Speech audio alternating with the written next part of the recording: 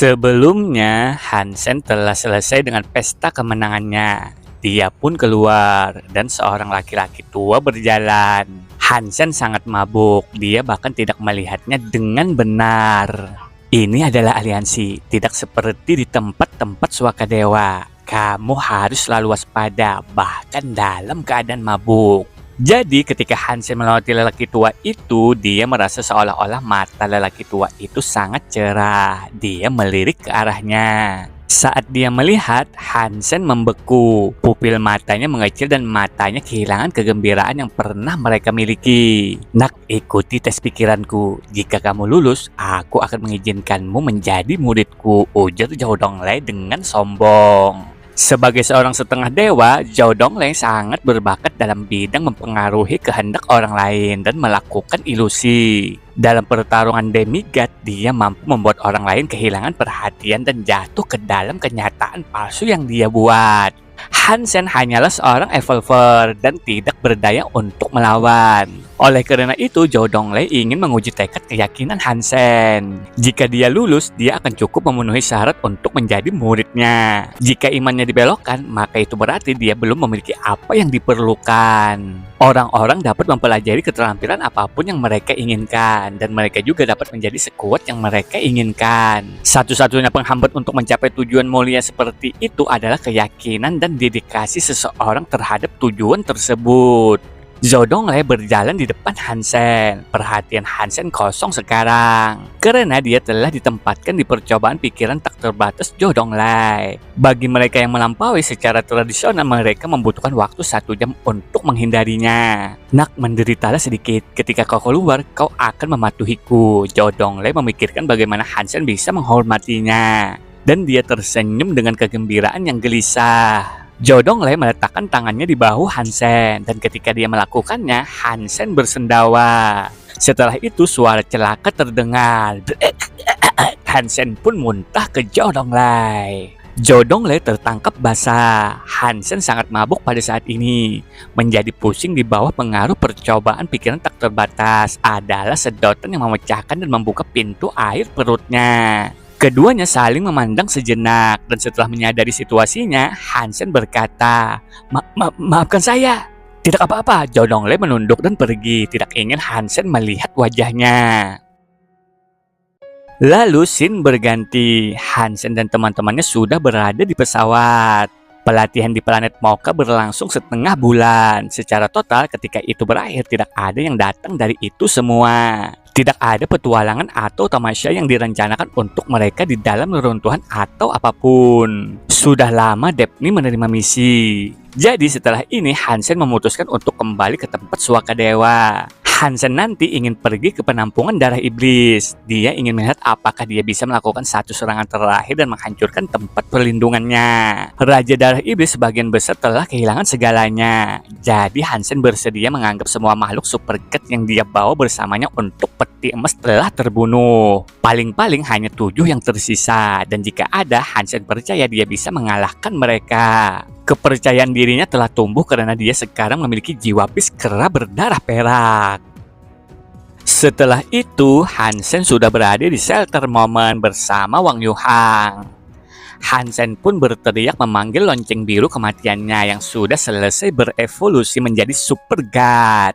Terlihat Hansen begitu senang. Begitu juga dengan jiwa beast burung hantu yang bergabung dengan kucing yang juga selesai berevolusi menjadi super god dengan sayap gagahnya. Jadi kita sebut saja si kucing Miao. Wang Yuhang pun bertanya kepada Hansen apa rencana bosnya sekarang. Mereka pun membahas rencananya dengan bla bla bla bla bla bla bla bla bla. Hansen sekarang memiliki angel cantik, lonceng kematian, si kucing Miao, rubah perak imut, peri kecil, kera perak, dan Wang Yuhang. Dengan tim seperti itu, Hansen percaya bahwa adalah mungkin untuk menjatuhkan perlindungan darah iblis. Tanpa penundaan, Hansen membawa Wang Yuhang langsung ke gerbang depan penampungan darah iblis. Pada hari ini, mereka tidak akan menghabiskan waktu mencoba untuk memikat beberapa makhluk. Jiwa bis burung hantu yang bergabung dengan si Miao terbang tinggi di udara dan memanggil pasukan tikus untuk menyerang tempat penampungan. Setiap tikus memiliki kekuatan darah dewa, dan mereka berlari seperti binatang penggiling untuk pengintaian kasar. Dan seperti yang Hansen simpulkan, Raja Darah Iblis hanya memiliki 6 makhluk super god yang tersisa di tempatnya. Hansen dan Wang Yuhang memasuki tempat perlindungan dengan tujuan membunuh makhluk super god. Pertama dan terutama, mereka tidak akan mengambil roh dan batu rohnya dulu. Rubah perak imut dan peri kecil dilepaskan, sementara Miao dan malaikat kecil alias angel cantik masing-masing memilih sendiri target. Hansen pun melihat makhluk super god muncul. Mata Hansen berkilau dengan perak. Dan ketika itu terjadi, Hansen berubah menjadi kera perak setinggi 3 meter, memegang tombak membaranya. Hansen tidak membuang-buang waktu dan langsung mengayunkannya ke kepala makhluk super god itu. Makhluk super god itu runtuh di tanah setelah serangan Hansen. Dalam satu ayunan, kepalanya dihancurkan. Tengkorak itu telah dikuliti dan setengah hancur, memperlihatkan otak yang berdarah di bagian dalam. Peningkatan kekuatan yang diterima Hansen adalah luar biasa untuk dilihat. Makhluk super god lain kemudian pergi untuk melawan Hansen. Menanggapi hal ini, Hansen mengarahkan jarinya dan memanggil lonceng biru. Lonceng biru menjadi lonceng besar dan dengan dasarnya seperti perut lapar. Namun Raja Darah Iblis tiba-tiba muncul dari bayang-bayang Hansen. Dia mencoba untuk menyerang punggung Hansen dengan kuku jarinya yang seperti cakar. Tetapi Hansen sudah siap. Dia bertarung kembali dengan Punch Sonic Thunder-nya. Dan ketika tinjunya bertabrakan dengan Raja Darah Iblis, sinar matahari perak menjadi supernova. Serangan terhadap cengkeraman Raja Darah Iblis itu luar biasa, dan itu membuat rohnya berputar mundur. Hansen sangat senang dengan hasil ini dan tanpa penangguhan hukuman pindah untuk melakukan keterampilan yang sama lagi. Dan kemudian dia melakukannya lagi dan lagi dan lagi tanpa jeda. Tempat perlindungan itu dicuci dengan cahaya putih menyilaukan dari ledakan berulang dari matahari perak Hansen. Bayang-bayang di sekitar entah tersebar atau dibuat pudar, melarang Raja Darah Iblis menyatu dengan mereka untuk bepergian dan melarikan diri. Dengan dorongan vitalitas yang diberikan kepadanya oleh perak darah, Sonic Thunder Punch-nya tidak lagi menghabiskan energinya seperti dulu. Tanpa menjadi lemah, dia bisa terus mengayunkan tinjunya sebagai Punch Sonic Thunder tanpa penundaan. Berulang-ulang seperti pukulan biasa. Raja Darah Iblis hanya bisa melakukan sedikit, tetapi mencoba untuk jatuh kembali ketika kilat berderak dan menyinari seluruh tubuhnya. Hansen menunjuk wajahnya, dan ketika dia melakukannya, Raja Berdarah Iblis terlempar ke udara. Kemudian dia meninju perutnya, dan Raja Darah Iblis dikirim terbang beberapa ratus meter, menabrak dinding gerbang dan membuatnya hancur. Darah tumpah dari Raja Darah Iblis, dan dia menjadi hitam seperti arang dengan listrik yang abadi. Tanpa basa-basi lagi, Hansen langsung meninju Raja Berdarah Iblis dan membuatnya langsung hancur seketika, dan mengirimnya kembali ke batu roh. Hansen merasa cukup hebat pada saat ini. Tubuh kera perak yang mengamuk yang sekarang dia miliki bergerak cepat, dan dia berhasil mengalahkan Raja Darah Iblis dengan mudah dan membunuh makhluk-makhluk super god. Hansen tidak memiliki pertarungan yang bagus dan mudah seperti ini dalam beberapa saat. Wang Yuhang di sisi lain tidak yakin bagaimana memenangkan pikirannya. Dia membeku oleh apa yang dilihatnya. Ketika mereka pertama kali datang ke tempat ini, Hansen menghargai bantuannya dan sangat membutuhkannya, terutama dengan menarik makhluk pergi. Tapi sekarang dalam waktu singkat, Hansen telah mencapai titik di mana dia adalah orang yang mengejar makhluk super god. Ini memuakkan, pikir Wang Yuhang pada dirinya sendiri. Tidak bisa percaya tidak ada yang bisa dia lakukan untuk membantu saat ini. 6 makhluk super god segera dibunuh. 2 dari mereka adalah generasi kedua, tetapi tidak satu pun dari mereka memberikan jiwa bis buas. Namun itu mungkin merupakan konsekuensi dari kehadiran Wang Yuhang. Pergi dan cari aula roh, perintah Hansen kepada Miao. Miao membuat suara, dan dari bawah roh burung hantu sekelompok besar tikus mengikuti dan menyebar seperti gelombang mencari aula. Dalam 10 menit mereka telah menemukannya. Itu melalui lubang kecil tersembunyi di dalam istana. Ketika Hansen mencapai aula, dia melihat sesuatu yang aneh di batu roh. Dia segera membungkuk untuk mengambilnya. Batu roh bersinar hitam dan merah, dan kemudian meledak di tangan Hansen menjadi debu. Aku gagal, Hansen tersenyum masam karena ini adalah pertama kalinya dia gagal menangkap roh. Namun tetap saja dia sekarang memiliki tempat perlindungan iblis darah. Itu adalah hadiah yang layak. Dan ketika memperhitungkan dua esensi kehidupan Geno yang dia dapatkan, dia merasa puas. Dua esensi memberinya 14 poin Super God Geno, sehingga totalnya menjadi 92. Dia hanya selangkah lagi untuk memaksimalkannya. Setelah mengambil alih penampungan darah iblis, Hansen mulai berpikir dia jauh lebih kuat dari yang seharusnya. Dia memiliki dua tempat perlindungan kelas raja, namun tidak akan ada orang di sekitar yang menempati mereka. Monster ganas memerintah tanah yang meliputi tempat perlindungan, yang berarti pendudukan manusia tidak mungkin. Ini mengganggu Hansen. Meskipun memiliki dua tempat perlindungan ini, ia menyadari ketidakmampuannya mendapatkan 1 sen dolar dari keduanya. Meskipun Hansen tidak membutuhkan uang, tidak menghasilkan apa-apa dari tempat penampungan yang berpotensi makmur, itu adalah hal yang buruk. Hansen memberitahu Wang Yohang tentang bagaimana perasaannya. Tanggapannya setelah mendengar ratapan Hansen adalah, mengapa Anda membiarkan ini untuk tinggal di pikiran Anda? Dengan kedatangan cairan Angel Gen, kekuatan kemanusiaan yang tumbuh semakin cepat. Jika Anda dapat mengamankan tempat perlindungan ini dan memberikan perlindungan bagi jenis lain yang berani dan perintis, itu akan menjadi lokasi yang berharga. Terutama dengan semua monster yang menakutkan yang berkeliaran di sini. Tempat ini akan sangat dihargai. Saya yakin bahkan jika Anda tidak ingin menjualnya, Anda bisa menyewanya. Kurasa kau benar, lagi pula aku hanya membutuhkan Big Black dan Little Black untuk menjaga tempat ini. Tidak ada tempat perlindungan kelas raja lain di sekitar, jadi mereka sudah cukup. Hansen kemudian mengalihkan pikirannya ke arah mana ia bisa mendapatkan uang paling banyak. Wang Yohang memberi Hansen beberapa ide lagi yang diterima Hansen dengan baik. Setelah kembali ke aliansi, Hansen menemukan seseorang untuk membuat iklan untuknya untuk menyewakan rumah penampungan darah iblis. Iklan itu mengejutkan seluruh aliansi. Fakta bahwa Hansen telah menaklukkan tempat perlindungan super spirit hampir tidak bisa dipercaya. Mencatat tempat perlindungan kelas raja berada di liga yang sama sekali berbeda dari sekedar membunuh makhluk super god. Sementara Angel Gen bersuka cita tentang penambangan mereka terhadap satu makhluk super god yang tunggal. Hansen tanpa basa-basi melakukan bisnis setelah mengamankan seluruh tempat perlindungan kelas raja. Banyak orang bertanya tentang iklan, mengikuti postingnya. Banyak orang bertanya tentang harga khususnya. Setelah mengetahui lokasinya, banyak dari organisasi yang lebih besar tertarik untuk memeriksa daerah tersebut dan memeriksanya. Hasilnya menambahkan kejutan lebih lanjut. Jika tempat perlindungan itu memang aman, maka itu akan menjadi lokasi yang melimpah dengan sumber daya yang berlimpah. Belum lagi makhluk super god yang berlimpah. Satu-satunya masalah adalah keamanan. Tapi Hansen berjanji akan ada 2 makhluk super god yang tersisa di sana, bersedia menjaga lokasi. Berpikir bahwa tempat penampungan itu layak. Banyak faksi yang berbeda memberi Hansen jumlah yang bersedia mereka bayar. Angel Gen adalah penawar tertinggi, tetapi Hansen memutuskan untuk menyewakan kepada Donglin sebagai gantinya. Dengan kontrak yang ditulis dan kemudian ditandatangani, mereka akan membayar Hansen dengan sejumlah besar pil hewan peliharaan setiap tahun. Setelah transaksi pertama, Hansen pun tanpa pikir panjang langsung menghapus postingannya. Hansen pun berencana ingin menemui ibunya.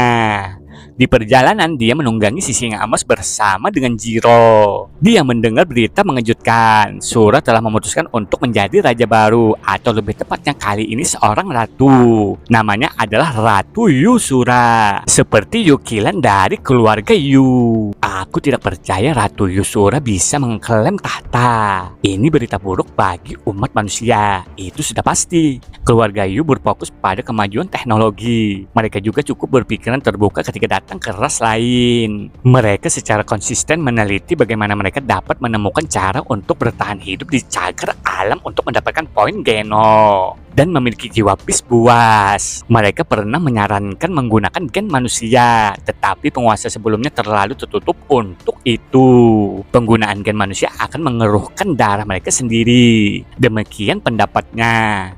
Tidak ada Sura yang sebelumnya ingin menerima gen manusia, kerajaan atau lainnya. Tapi sekarang dia telah naik tahta. Itu mungkin akan segera berubah. Bisakah Sura benar-benar melakukan itu? Hansen mengerutkan kening.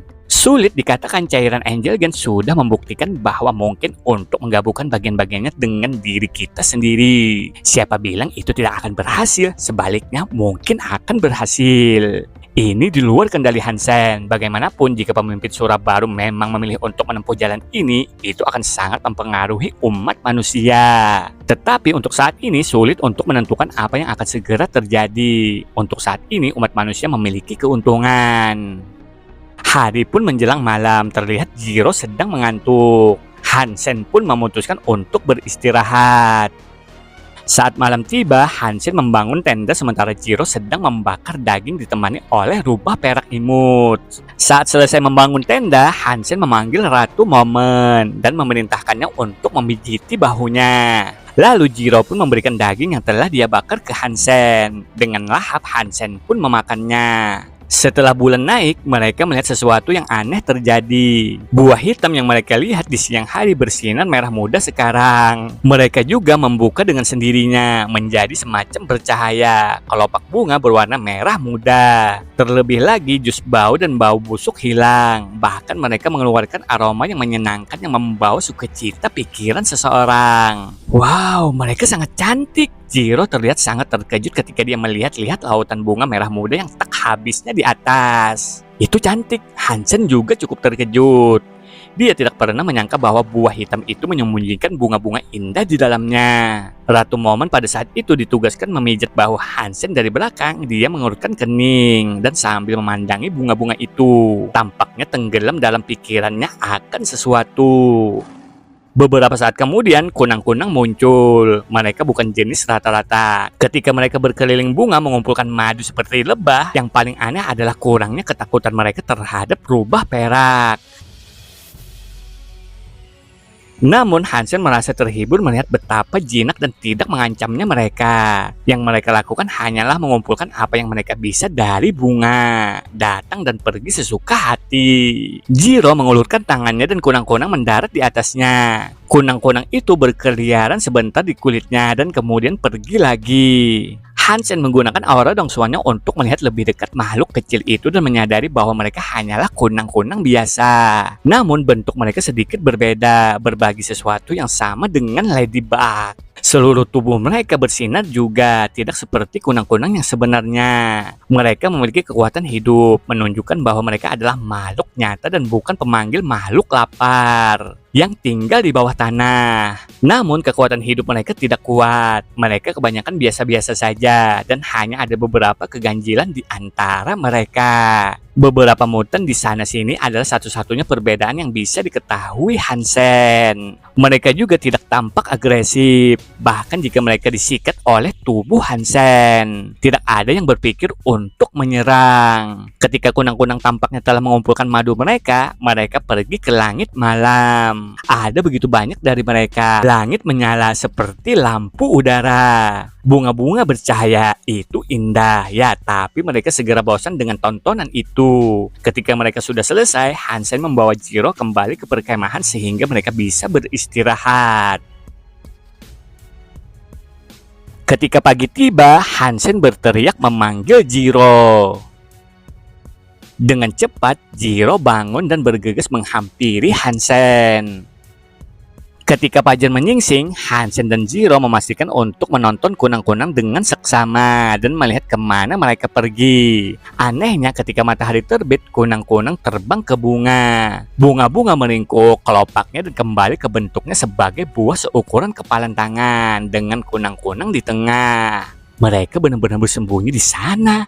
Seperti yang aku pikirkan, ujar Hansen, melakukan yang terbaik untuk meredam keterkejutannya.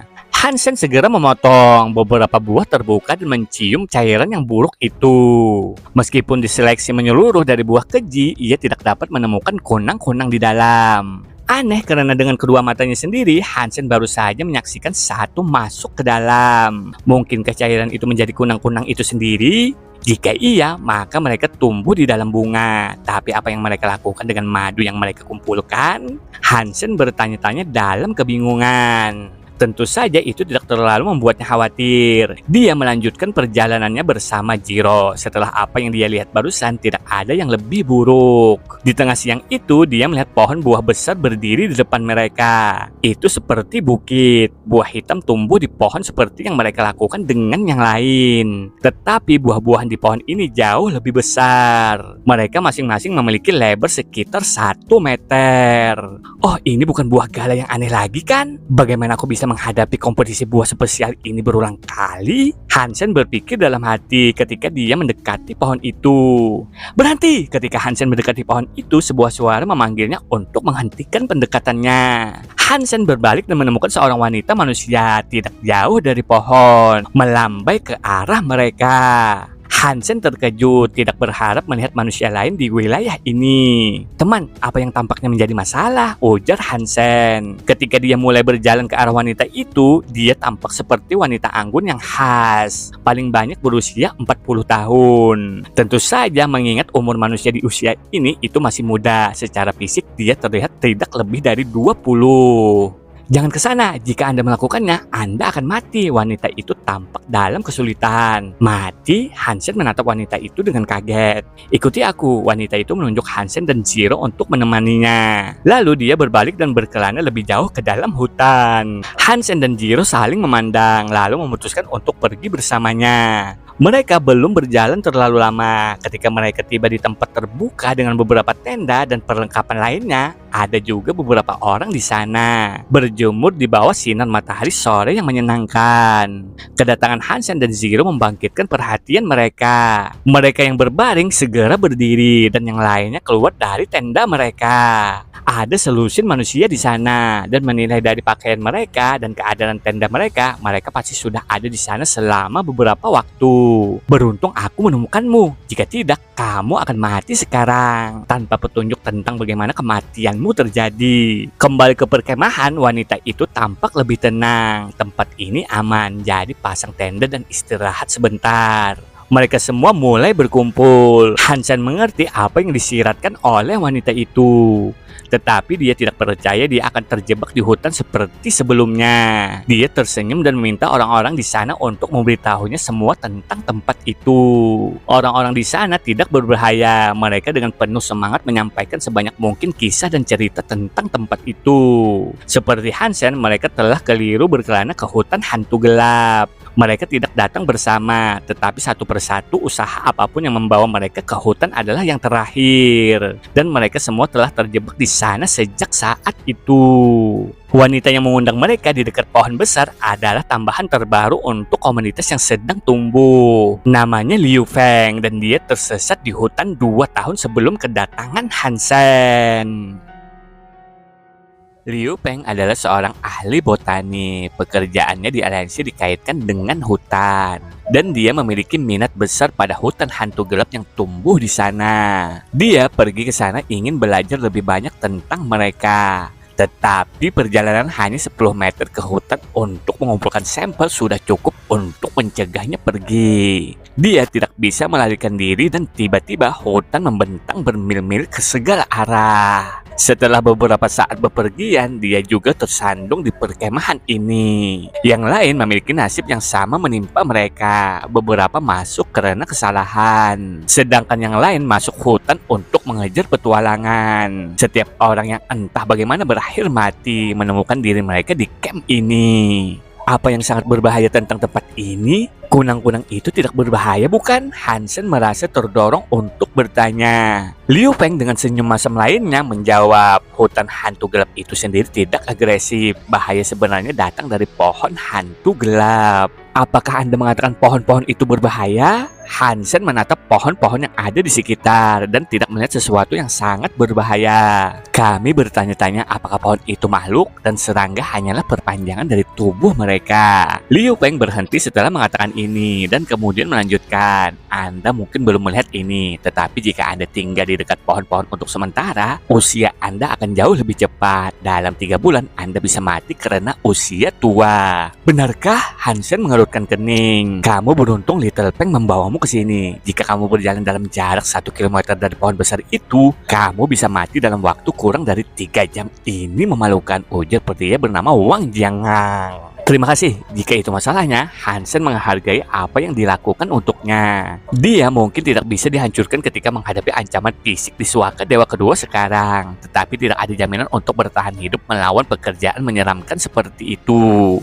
Jika dia tidak diberitahu tentang bahaya, dia akan terus berjalan dan membabi buta ke dalam jebakan pohon. Lalu Hansen berjalan menuju tasnya dan mengambil beberapa minuman dan makanan. Hansen membagikan sejumlah alkohol dan makanan kepada orang-orang. Ketika orang-orang melihat alkohol dan makanan, mereka tampak terkejut. Mereka berlari ke barang-barang dan melahapnya secepat mungkin. Seolah-olah mereka belum makan dalam 1000 tahun. Saudaraku, apakah kamu memiliki rokok? Tanya Wang Jiangang kepada Hansen. Ya, Hansen mengeluarkan sebungkus rokok dari sakunya dan memberikannya yang terlihat sangat terkejut. Dia pun segera menghisapnya. Kamu harus menyimpan ini dan menghargainya. Kamu akan berada di sini untuk waktu yang lama. Ketika wanita itu melihat betapa murah hati Hansen, dia tidak bisa menahan senyum masam. Hansen pun memandang dan bertanya kenapa. Liu Feng setelah senyum masam, dia menjawab sambil menangis. Aku datang ke sini dengan 2 teman. Mereka tinggal di dekat Raja Pohon Hantu Gelap selama 1 jam. Dan setelah itu mereka terlihat berusia sekitar 200 tahun. Ingatlah, jangan mendekati Raja Pohon. Itu akan mempengaruhi tubuhmu dengan cepat. Jika tidak perlu, jangan berani keluar dari pinggiran camp ini. Melihat seorang wanita menangis, Hansen pun menenangkan Liu Feng. Tidak bisakah aku terbang saja? Tanya Hansen. Kamu tidak bisa, hutan ini tidak ada habisnya. Dan apakah kamu mencoba melarikan diri dengan berjalan kaki atau dengan sayap? Kamu tidak bisa pergi. Wang Jiangang tersenyum kecut dan terus berkata, aku datang ke tempat ini dengan sayap jiwa bis buat sendiri. Jika sayap ini bisa menyelamatkanku, aku tidak akan tetap di sini.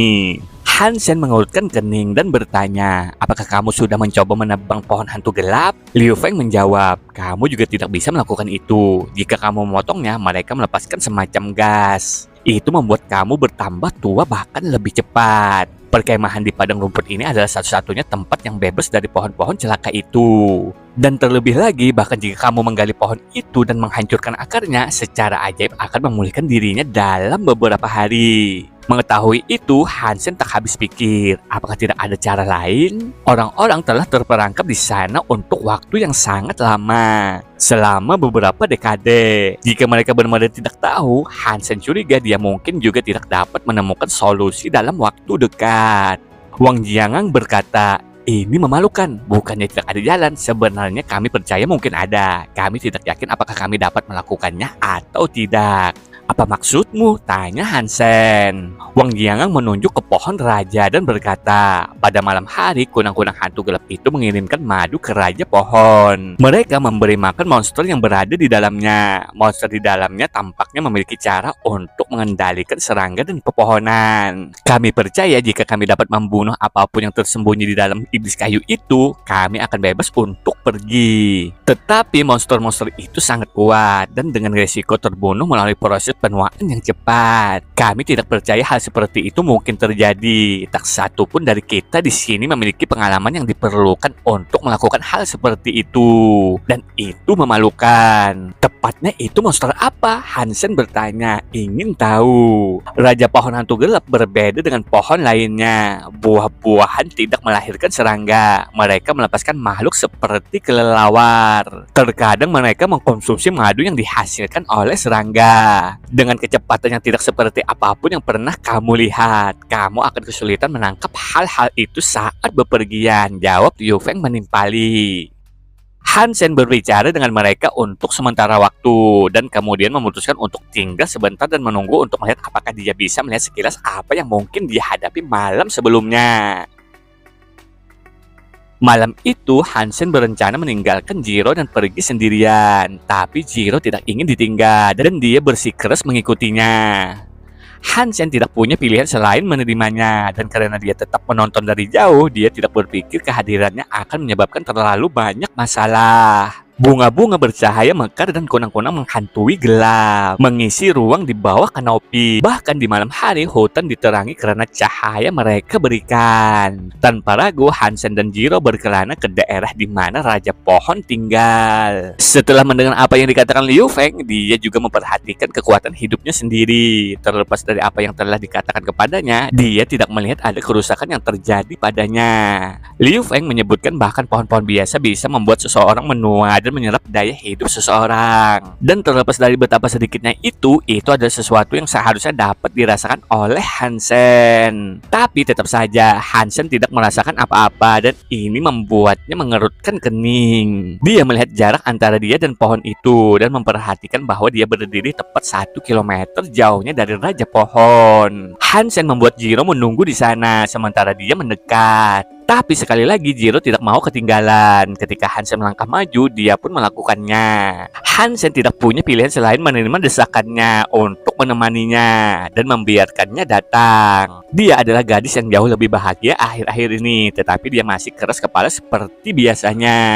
Namun dengan Jiro ada di dekatnya, dia tidak berani terlalu dekat. Saat dia mendekat dengan hati-hati, dia menghitung jaraknya dari pohon. Tiba-tiba, Hansen merasakan energi tubuhnya mulai terkuras. Dia dengan cepat menariknya, kembali bersamanya, lari memegang Jiro sekitar 10 meter dan kebocoran kekuatan hidup yang dia rasakan berhenti. Itu tidak masuk akal. Hansen terkejut, tidak bisa percaya kekuatan hidupnya bisa bocor tak terkendali seperti sebelumnya. Sementara Hansen tenggelam dalam pikirannya, Jiro tidak berhenti. Dia terus mendekati Raja Pohon, mengabaikan keprihatinan Hansen. Dia berteriak padanya, "Jiro, apa yang kamu lakukan? Kembali ke sini!" Jiro tidak mendengarkan dan tidak berbalik. Ia melanjutkan perjalanannya tepat ke zona bahaya. Hansen bergerak maju untuk meraihnya kembali. Tapi kemudian rambut hitam Jiro berubah menjadi ungu dan 2 tanduk ungu muncul dari dahinya.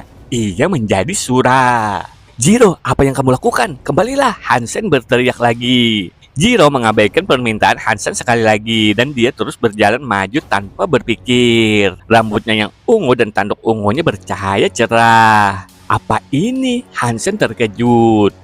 Jiro tidak kehilangan kekuatan hidupnya dan ini adalah sesuatu yang bahkan tidak bisa dia lakukan. Hansen memutuskan untuk tidak menariknya kembali dan dia berhenti memanggil karena dia tampaknya tidak dalam bahaya. Saat ini ia terpaku ingin tahu apa yang akan dilakukan Jiro. Kekuatannya mengejutkan Hansen. Sudah lama sejak dia melihat Jiro menjadi Sura dan kekuatan hidupnya seperti makhluk super god.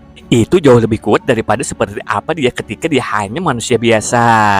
Kelelawar di bunga menjerit, menandakan mereka telah mendeteksi keberadaannya. Mereka terbang keluar dari bunga mereka, turun ke arah Jiro. Ada banyak kelelawar, setidaknya 300. Dilihat dari kekuatan hidup mereka, mereka masing-masing hampir pada kekuatan makhluk super god juga. Kekuatan mereka sebanding dengan manusia yang telah menggunakan cairan Sura. Kekhawatiran Hansen kembali melihat Jiro terus berjalan maju dengan begitu banyak kelelawar kuat menukik ke arahnya.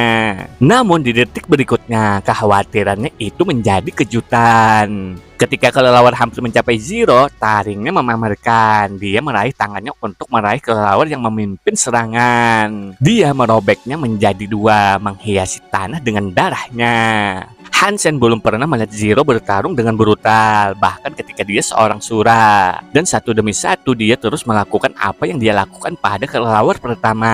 Dia merobek masing-masing menjadi 2 dengan kecepatan kilat. Dan tidak ada satupun kelelawar yang mampu menghasilkan setitik kerusakan terkecil. Cara dia bertarung seperti binatang dan siapapun yang melihatnya pasti akan takut. Jiro mendekati batang pohon itu ketika mayat-mayat kelelawar yang termutilasi yang tak terhitung jumlahnya berserakan di tanah. Mereka semua terbunuh dan darah mereka menggenang di lantai hutan. Kunang-kunang terbang di udara tanpa tujuan, tidak ingin mendekati Jiro. Bahkan Raja Pohon itu sendiri bergetar ketakutan dan saat bergetar dedaunan mengalir ke tanah dan suara pelan menggetarkan udara. Tanpa emosi, Jiro melanjutkan berjalan sampai dia berdiri tepat di depan pohon. Ketika dia menyentuh kulit kasar, matanya membuatnya tampak bingung dan bingung. Hansen sedang menonton Zero dengan heran, dan kemudian Zero mulai meninju pohon itu. Kulit kayu dipukuli dengan kasar karena setiap kepalan tangan menghasilkan serpihan kayu dan serpihan. Tanpa penangguhan hukuman, kepalan demi kepalan menabrak pohon. Setelah produksi serutan kayu yang singkat namun melimpah, lubang selebar 1 meter telah dilubangi. Hansen memicingkan matanya untuk melihat dengan baik dan memperhatikan bahwa pohon itu berlubang di bagian dalam. Zero kemudian mulai memanjat ke dalam lubang, dan ketika Hansen melihat ini, ia sangat ingin mengikutinya. Tetapi tidak ada perubahan di daerah itu, dan setelah mengambil beberapa langkah ke depan, dia mulai merasakan kekuatan hidupnya habis. Setelah Zero naik ke lubang yang telah dipukuli, Hansen tidak bisa lagi melihat apa yang dia lakukan dengan mata telanjangnya. Dia juga sekarang telah lolos dari penglihatan aura dongsuannya dan topeng mata iblisnya.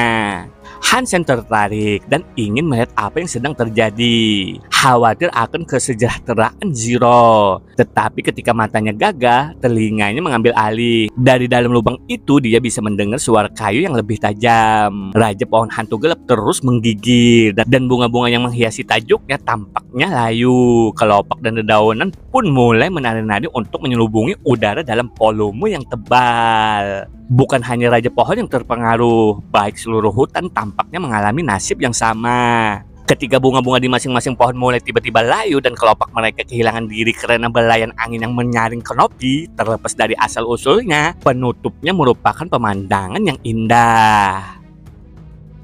Apa yang terjadi di sini? Liu Feng dan Wang Jiangang berlari menuju Hansen. Sesuatu yang besar terjadi, jadi wajar saja jika perubahan itu merupakan hasil dari kedatangan terakhir mereka ke hutan. Berpikir sesuatu yang buruk mungkin menimpa Hansen, mereka dengan cepat datang untuk memeriksa.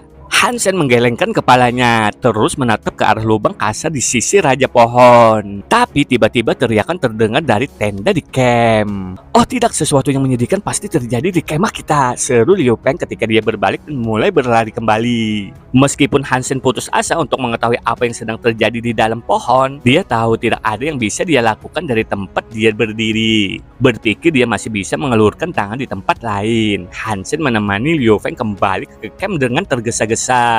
Sebelum ketiganya kembali, mereka melihat 2 orang berlarian melintasi padang rumput dengan wajah kaget. Mereka bermandikan darah juga, tetapi itu tidak datang dari mereka. Apa yang terjadi? Wang Jiangang bertanya dengan keras. Hahaha, hantu, ada hantu. Kedua pelari terguncang itu hanya bisa menjawabnya saat mereka pergi ke sampu yang disediakan oleh dedaunan kayu. Hansen tidak mengatakan apa-apa, dan dia hanya melanjutkan balapannya ke camp yang sekarang telah dirusak. Padang rumput satu-satunya tempat yang tidak tertutup pepohonan sekarang menjadi kawah raksasa. Di dalam lubang itu duduk kotak hitam persegi panjangnya 3 meter dan tampaknya dibangun dari kayu. Setelah diperiksa lebih dekat, Hansen menyadari bahwa itu adalah kotak 6 sisi dengan bahu melengkung. Apakah itu peti mati? Hansen melihat benda itu, berpikir benda itu mengingatkan kita pada peti mati yang digunakan untuk mengubur manusia dahulu kala. Peti mati tidak ada di zaman ini dan sudah lama tidak ada. Anda hanya akan melihat peti mati di museum atau acara TV kuno. Peti mati pernah menjadi benda tahayul besar bagi orang-orang, dan jika Anda ingin melihatnya sekarang, Anda harus mengunjungi museum di Aliansi. Sungguh mengejutkan melihat satu di sini di tempat Suaka Dewa. Hansen belum pernah mendengar tentang makhluk atau roh yang menggunakan peti mati sebelumnya. Jadi keberadaan orang di sana tampaknya mustahil. Bahkan jika roh mati, mereka akan menghancurkan batu roh mereka sendiri. Jadi mengapa mereka memiliki peti mati? Akan lebih aneh bagi makhluk untuk memiliki peti mati. Makhluk super god mungkin pintar, tetapi mereka tidak percaya tahayul. Mereka seharusnya tidak tahu apa itu peti mati. Makhluk-makhluk lahir di alam liar dan pada akhirnya diperkirakan akan mati di alam liar. Dan ketika kematian mereka terjadi, kematian mereka biasanya menghasilkan makanan untuk kelangsungan hidup orang lain.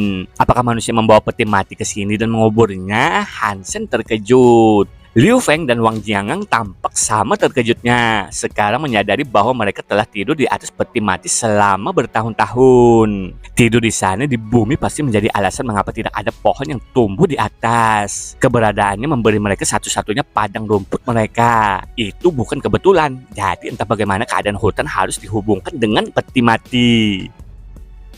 Hansen pun mendekati peti mencoba memeriksanya. Apa yang bahkan lebih menakutkan, orang-orang di camp berada di dekat peti mati. Orang-orang yang tetap di sana tampak lebih kecil dari biasanya dan otot-otot mereka tampak kering, mereka tampak layu. Darah mengecat rumput di daerah itu dan orang-orang tidak lebih dari mayat yang hancur. Tubuh mereka tidak memiliki luka, darah sepertinya mengalir dari semua lubang di wajah mereka. Liu Feng dan Wang Jiangang terus menatap peti mati karena kaget. Tutupnya bergetar dan bergetar, menunjukkan sesuatu akan keluar darinya. Hansen juga menatap peti mati itu, tetapi dengan topeng mata iblisnya, dia tidak bisa melihat keberadaan kekuatan hidup. Indra ke-8 Hansen mengganggunya. Bang! Setelah suara keras, tutup peti mati didorong ke samping sedikit. Kuku dari jari yang panjang dan menyeramkan merasakan jalan keluarnya. Dan tidak seperti kuku manusia saat ini yang dipangkas dan dirawat dengan baik. Mereka tebal dan tidak terawat. Mereka hitam dan merah, tampak liar. Penampilan mereka mengundang rasa takut. Bang! Tutup peti mati didorong sedikit lebih jauh, menciptakan celah yang cukup besar untuk mengundang seluruh tangan keluar dari bagian dalam kotak. Dan tiba-tiba itulah yang terjadi. Tangan putih pucat keluar, meraih sisi peti dengan kekuatan yang menakutkan. Liu Feng dan Wang Jiangang diliputi teror, dan karenanya mereka dengan cepat lari ke hutan. Hansen berdiri kokoh dengan dingin menatap tangan. Dia mungkin pernah bertemu makhluk yang tampak seperti hantu sebelumnya. Tetapi dia tidak percaya bahwa arwah-arwah asli benar-benar ada. Tangan kosong itu terbakar panas dengan tenaga hidup. Jika itu adalah hantu, bagaimana mungkin ada kekuatan hidup? Lalu tangan pucat itu berayun ke tutup peti mati dengan mengirimnya terbang. Tubuh humanoid kemudian berdiri dari dalam peti mati. Orang itu ramping seperti tengkorak dan tingginya 2 meter. Tinggi manusia rata-rata. Tetapi orang itu sangat kurus. Mereka sedikit lebih dari kulit dan tulang. Kulitnya berubah warna dengan rona kehijauan. Dia pucat dan sulit untuk menentukan apakah darah dipompa di dalam tubuhnya atau tidak. Mata orang itu hitam pekat dan rambutnya abu-abu dan panjang. Cukup lama untuk menyikat tanah. Setelah muncul dari kuburnya, orang itu menggunakan mata hitamnya untuk melihat sekeliling. Ketika mereka memindai lingkungannya, mereka jatuh pada Hansen dan mereka tidak menjauh darinya. Hansen kaget tapi tidak takut. Dia telah bertemu musuh yang jauh lebih menakutkan di masa lalu daripada yang dia lihat sekarang. Namun alasan keterkejutannya adalah tato yang mengkilap di seluruh punggung sosok itu.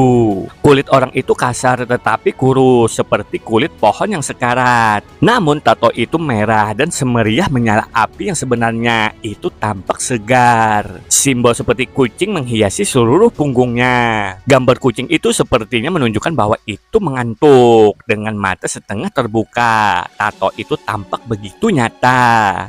Hansen menjadi akrab dengan tato ini karena itu adalah simbol kuncing 9 kehidupan.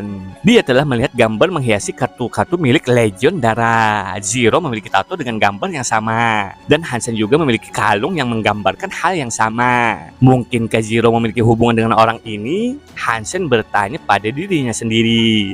Sosok itu terus melihat kembali ke arah Hansen. Matanya yang hitam pekat menutupi setiap emosi yang mungkin ingin diungkapkannya. Mata mereka bertemu selama 3 detik sebelum orang itu tiba-tiba tersenyum.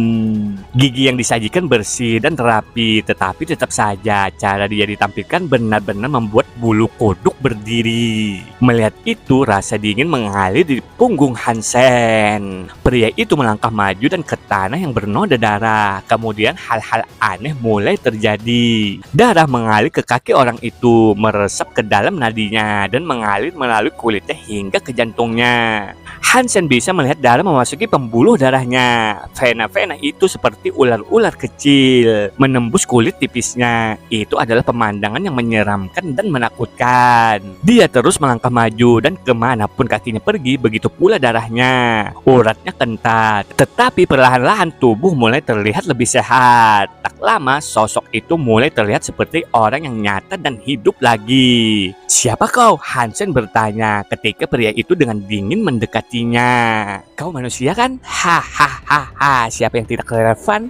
Tetapi aku bukan manusia, pahami itu. Lelaki itu memberikan senyuman aneh yang hanya menambah keseraman. "Jika kau bukan manusia, apakah kau? Aku ini apa?" Hahaha, kau bertanya apa? Hahaha. Hahaha. Tawa lelaki itu terdengar seperti orang gila setelah beberapa saat menyerap lebih banyak darah. Ia tampak lebih sehat, bahkan warnanya kembali ke rambutnya, berubah dari abu-abu ke warna hitam yang dalam dan berkilau. Selain dari mata hitamnya yang aneh, orang itu bisa dikira manusia biasa. Hansen menganggapnya sebagai anak laki-laki cantik sekarang, meskipun dengan beruntun menyeramkan. Apakah aku mengatakan sesuatu yang lucu? Ujar Hansen dengan dingin. Sebagai pengikut setia Legion Darah, apakah kau mengatakan kepadaku bahwa kau tidak mengenali anak nasib? Sejak kapan Blood Legion jatuh sejauh ini? Pria itu berhenti tersenyum sekarang dan bertanya pada Hansen dengan tatapan gravitasi yang berat. Kau berasal dari Legion Darah? Hansen terkejut. Jika dia berasal dari Legion Darah, apakah itu berarti Ciro berasal dari Legion Darah juga? Hansen memikirkannya lagi dan sampai pada kesimpulan bahwa dia pasti memiliki semacam hubungan dengan Legion Darah. Jika tidak ada alasan baginya untuk memiliki tato itu, dan orang itu muncul tepat setelah dia memasuki pohon. Kau adalah anggota Legion Darah yang taat, bukan? Dan kau mengatakan kau tidak mengenalku. Kau bodoh, tapi tidak apa-apa. Aku akan menerimamu sebagai pengorbanan. Setelah mengatakan itu, dia mengulurkan tangannya dan mencoba meraih leher Hansen. Kuku yang tajam hampir menggores kulit Hansen, tapi dia cepat menghindar dengan pegas ular yang menerjang. Pria aneh itu tampak terkejut dan berkata, Heavenly Go, sebagai anggota Legion Darah, bagaimana kau bisa belajar hal seperti itu? Berhentilah mengatakan itu. Aku bukan anggota Legion Darah. Aku tidak ada hubungannya denganmu atau mereka. Jadi katakan padaku, jika kau berasal dari Legion Darah, mengapa kau berada di peti mati? Hahaha, kau pikir kau bisa menyembunyikan imanmu dariku dengan tidak mengakui kepercayaanmu pada tujuan kami? Nak, kau berbau seperti Legion Darah. Dan itu adalah salah satu wangian yang tidak pernah bisa kau bebaskan. Kau berasal dari Legion Darah dan hanya melalui harga darahmu sendiri kau dapat meninggalkannya. Lakukan sesuatu yang berarti dengan dirimu yang menyedihkan dan berikan aku darahmu. Dengan cepat dia bergerak dan dia berlari langsung di depan Hansen. Hansen memanggil tombak naga membaranya dan tidak menunda untuk melibatkan pria menyeramkan itu. Kuku-kukunya bertabrakan dengan tombak naga membara, mengeluarkan bunyi logam yang melanda. Kekuatan kuat tabrakan mereka membuat Hansen terlempar beberapa langkah. Kembali dengan tombaknya, tampaknya anak nasib ini tidak lebih lemah dari makhluk super god. Tapi anak nasib tampak terkejut. Dia berbicara pada dirinya sendiri, berkata, berapa lama aku tidur? Apakah manusia mampu menyaingi makhluk super god? Bisakah mereka mendapatkan poin genos super god dan jiwa beast boss mereka? Lebih baik begitu. Darahmu pasti akan terasa lebih enak. Dia pun menunjukkan senyum liar dan liar. Lidah merah darah menjilat bibirnya dengan keserakahan jahat. Tubuh anak nasib sangat cepat, tangannya menyerang Hansen dari setiap sudut. Dan meskipun ia mampu memblokir setiap serangan, itu luar biasa untuk mengakui bahwa anak nasib hanya menggunakan tinjunya. Kekuatan yang bertabrakan dengan tombak milik Hansen lebih besar dari rata-rata makhluk super god. Hansen menggunakan aura dongsuannya untuk mendapatkan pembacaan yang lebih baik tentang kekuatan hidup lawannya. Apa yang bisa dilihatnya berantakan, energinya tidak mengalir dengan kohesi apapun, dan kekuatan yang tampaknya berasal dari darah yang diserapnya. Bahkan aura dongsuan tidak dapat mensimulasikan kekuatan seperti itu. Tidak buruk, kau dapat memblokir semua seranganku. Itu hanya bisa berarti darahmu pasti madu yang manis. Aku menanti-nanti sip pertamaku. Wajah anak nasib dipenuhi dengan keserakahan atau nafsu, menatap Hansen dengan mata ular berbintik-bintik, dan sama seperti dia menyukai bibirnya dengan lidah bercabang. Gerakannya sangat aneh. Dia tidak tampak seperti manusia karena dia memiliki kemampuan untuk memutar kepalanya 180 derajat. Sebuah paku yang terpotong di sisi leher Hansen mengambil darah anak nasib pada sudut yang aneh dengan lahap-melahap darah yang menetes dari jarinya. Dengan senyum aneh dia berkata, ini terlalu lezat. Hansen tidak bisa menjelaskan senyum itu. Yang terbaik yang bisa dia bandingkan adalah serigala yang kelaparan menemukan bangkai baru. Anak nasib memecahkan udara, meraih kukunya untuk hati Hansen. Dengan gerakan dongsuannya, Hansen bisa mengelak. Dia kemudian bertanya kepada musuhnya, bisakah aku bertanya mengapa kau percaya aku berasal dari Legion Darah? Aku jujur ketika aku memberitahumu, bahkan aku tidak dari Legion Darah. Hahaha, jujur ayolah, aku tidak bisa menyangkalnya. Kau berbau seperti itu, polos dan sederhana. Anak nasib itu seperti iblis yang nakal, memutar dan memutar tubuhnya dan anggota tubuhnya dengan cara yang aneh. Suatu prestasi akrobatik yang tidak pernah bisa dilakukan oleh manusia. Tangannya terus meraih leher Hansen saat dia pergi. Hansen mampu mengelak dari setiap percobaan serangan, dan ketika dia melakukannya, dia mengeluarkan kalung kucing 9 hidupnya. Lalu dia bertanya, apakah ini yang kau cium? Ketika anak nasib melihat kalung itu, dia membeku. Mata hitamnya menatap kalung kucing 9 masa saat ia mulai menggigil. Peninggalan, hahaha. Raja Darah mengawasiku, membimbingku untuk menemukan itu. Dia berbicara dengan nada yang merupakan campuran dari sukacita dan kesedihan. Itu menyeramkan. Hansen menatap wajahnya dan mengerti apa yang dia maksud. Relik yang ia butuhkan adalah kalung yang selalu di bawah Hansen. Mengapa kakek besar memiliki peninggalan dari legend darah? Hansen tahu dari mana kalung itu berasal. Tetapi alih-alih memberikan kejelasan ini, itu hanya membuatnya semakin bingung. Hansen ingin bertanya sesuatu, tetapi anak nasib menyerang seperti ular beracun yang marah dalam upaya untuk mengambil kalung kucing 9 masa jauh dari Hansen. Apakah ini peninggalan milik legend darah? Apa fungsinya? Dan kenapa kau ada di sini? Hansen terus menghindar saat dia mengajukan pertanyaan, berharap pertemuan ini bisa menjelaskan hal-hal tertentu dan memberikan jawaban yang sudah lama dia cari. Tapi anak nasib mengabaikan pertanyaannya dan matanya menyarankan dia terpaku pada kalung dan kalung itu saja. Seluruh tubuhnya menjadi merah karena kegembiraan dan jelas bahwa kekuatannya tumbuh di sampingnya. Hansen bisa melihat darahnya mulai mendidih dan terbakar, meningkatkan kekuatannya. Keinginannya untuk kalung itu membuatnya gila, seperti iblis langsung dari neraka. Kuku diayunkan dengan kekuatan yang lebih besar dan satu ayunan menusuk wajah Hansen. Anak nasib menjilat seperti tetesan darah yang berhasil dicurinya. Jawab pertanyaanku. Hansen dengan dingin memandang anak nasib, mengakui betapa kuatnya lawannya. Tapi Hansen tidak peduli. Saat ini dia menginginkan jawaban lebih dari segalanya. Dan itulah yang ingin dia dapatkan. Tidak ada yang akan menghentikannya. Nasibmu adalah menjadi pengorbanan bagiku. Tidak perlu bagimu untuk mengetahui hal lain. Mata anak nasib masih penuh dengan keserakahan dan wajahnya berkedut karena keinginan untuk membunuh. Hansen berhenti menghindari serangannya dan bukannya mengayunkan tinjunya ke arahnya, sebuah petir raksasa dikeluarkan di antara mereka berdua, memekakkan telinga keras. Sonic Thunder Front tidak dapat mengacaukan daya hidup lawannya karena energinya sudah kacau. Tapi kekuatan guntur efektif dalam melumpuhkan musuhnya, jauh memperlambatnya.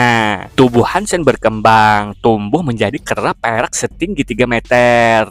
Lengan yang kuat mengangkat anak nasib ke udara dengan memegang kepalanya. Hansen masih memegangi kepalanya, mendorong tubuhnya ke tanah lagi dan lagi. Fang, fang, fang, fang, fang, fang, fang. Dia memukulnya dengan cara itu berkali-kali dan ketika dia selesai, ada lubang yang dalam di bumi dalam bentuk tubuh anak nasib. Hansen melemparkannya kembali ke dalam lubang dan memukul kepalanya.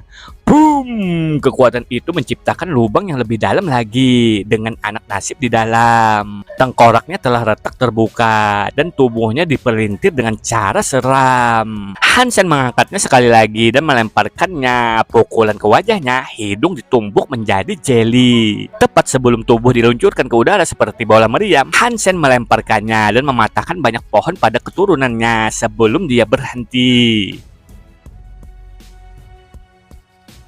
Anak nasib, bisakah kau menjawab pertanyaanku sekarang? Hansen berdiri di depan lawannya yang dipukuli, yang tubuhnya dipelintir dan dihancurkan dalam keadaan mengerikan. Anak nasib tidak lagi memiliki momentum liar. Mustahil, mustahil, mustahil. Manusia di suaka dewa kedua seharusnya tidak memiliki kekuatan seperti itu. Anak nasib itu hancur tak bisa dikenali. Tetapi dia belum terbunuh dan masih bisa mengumpulkan kata-kata untuk berbicara. Tetap saja tubuhnya telah benar-benar patah dan dia tidak bisa bergerak. Dengan sangat terkejut, dia memandang Hansen. Biarkan aku bertanya sesuatu padamu. Di legend darah, apakah ada seorang pria bernama Han Jingji? Hansen memandang anak nasib yang linglung. Dia tampak siap untuk mengatakan sesuatu, tetapi kemudian seolah-olah dia melihat sesuatu yang menakutkan. Pupil matanya menyusut. Mustahil, mustahil. Anak nasib seolah-olah telah melihat hantu dan tubuhnya mulai bergetar dan mengejang. Lalu tidak ada apa-apa. Dia membeku di tempat, merosot di tanah. Hansen melihat ke arah yang tatapan anak nasib telah menegak dan memperhatikan bahwa Zero yang telah dilihatnya.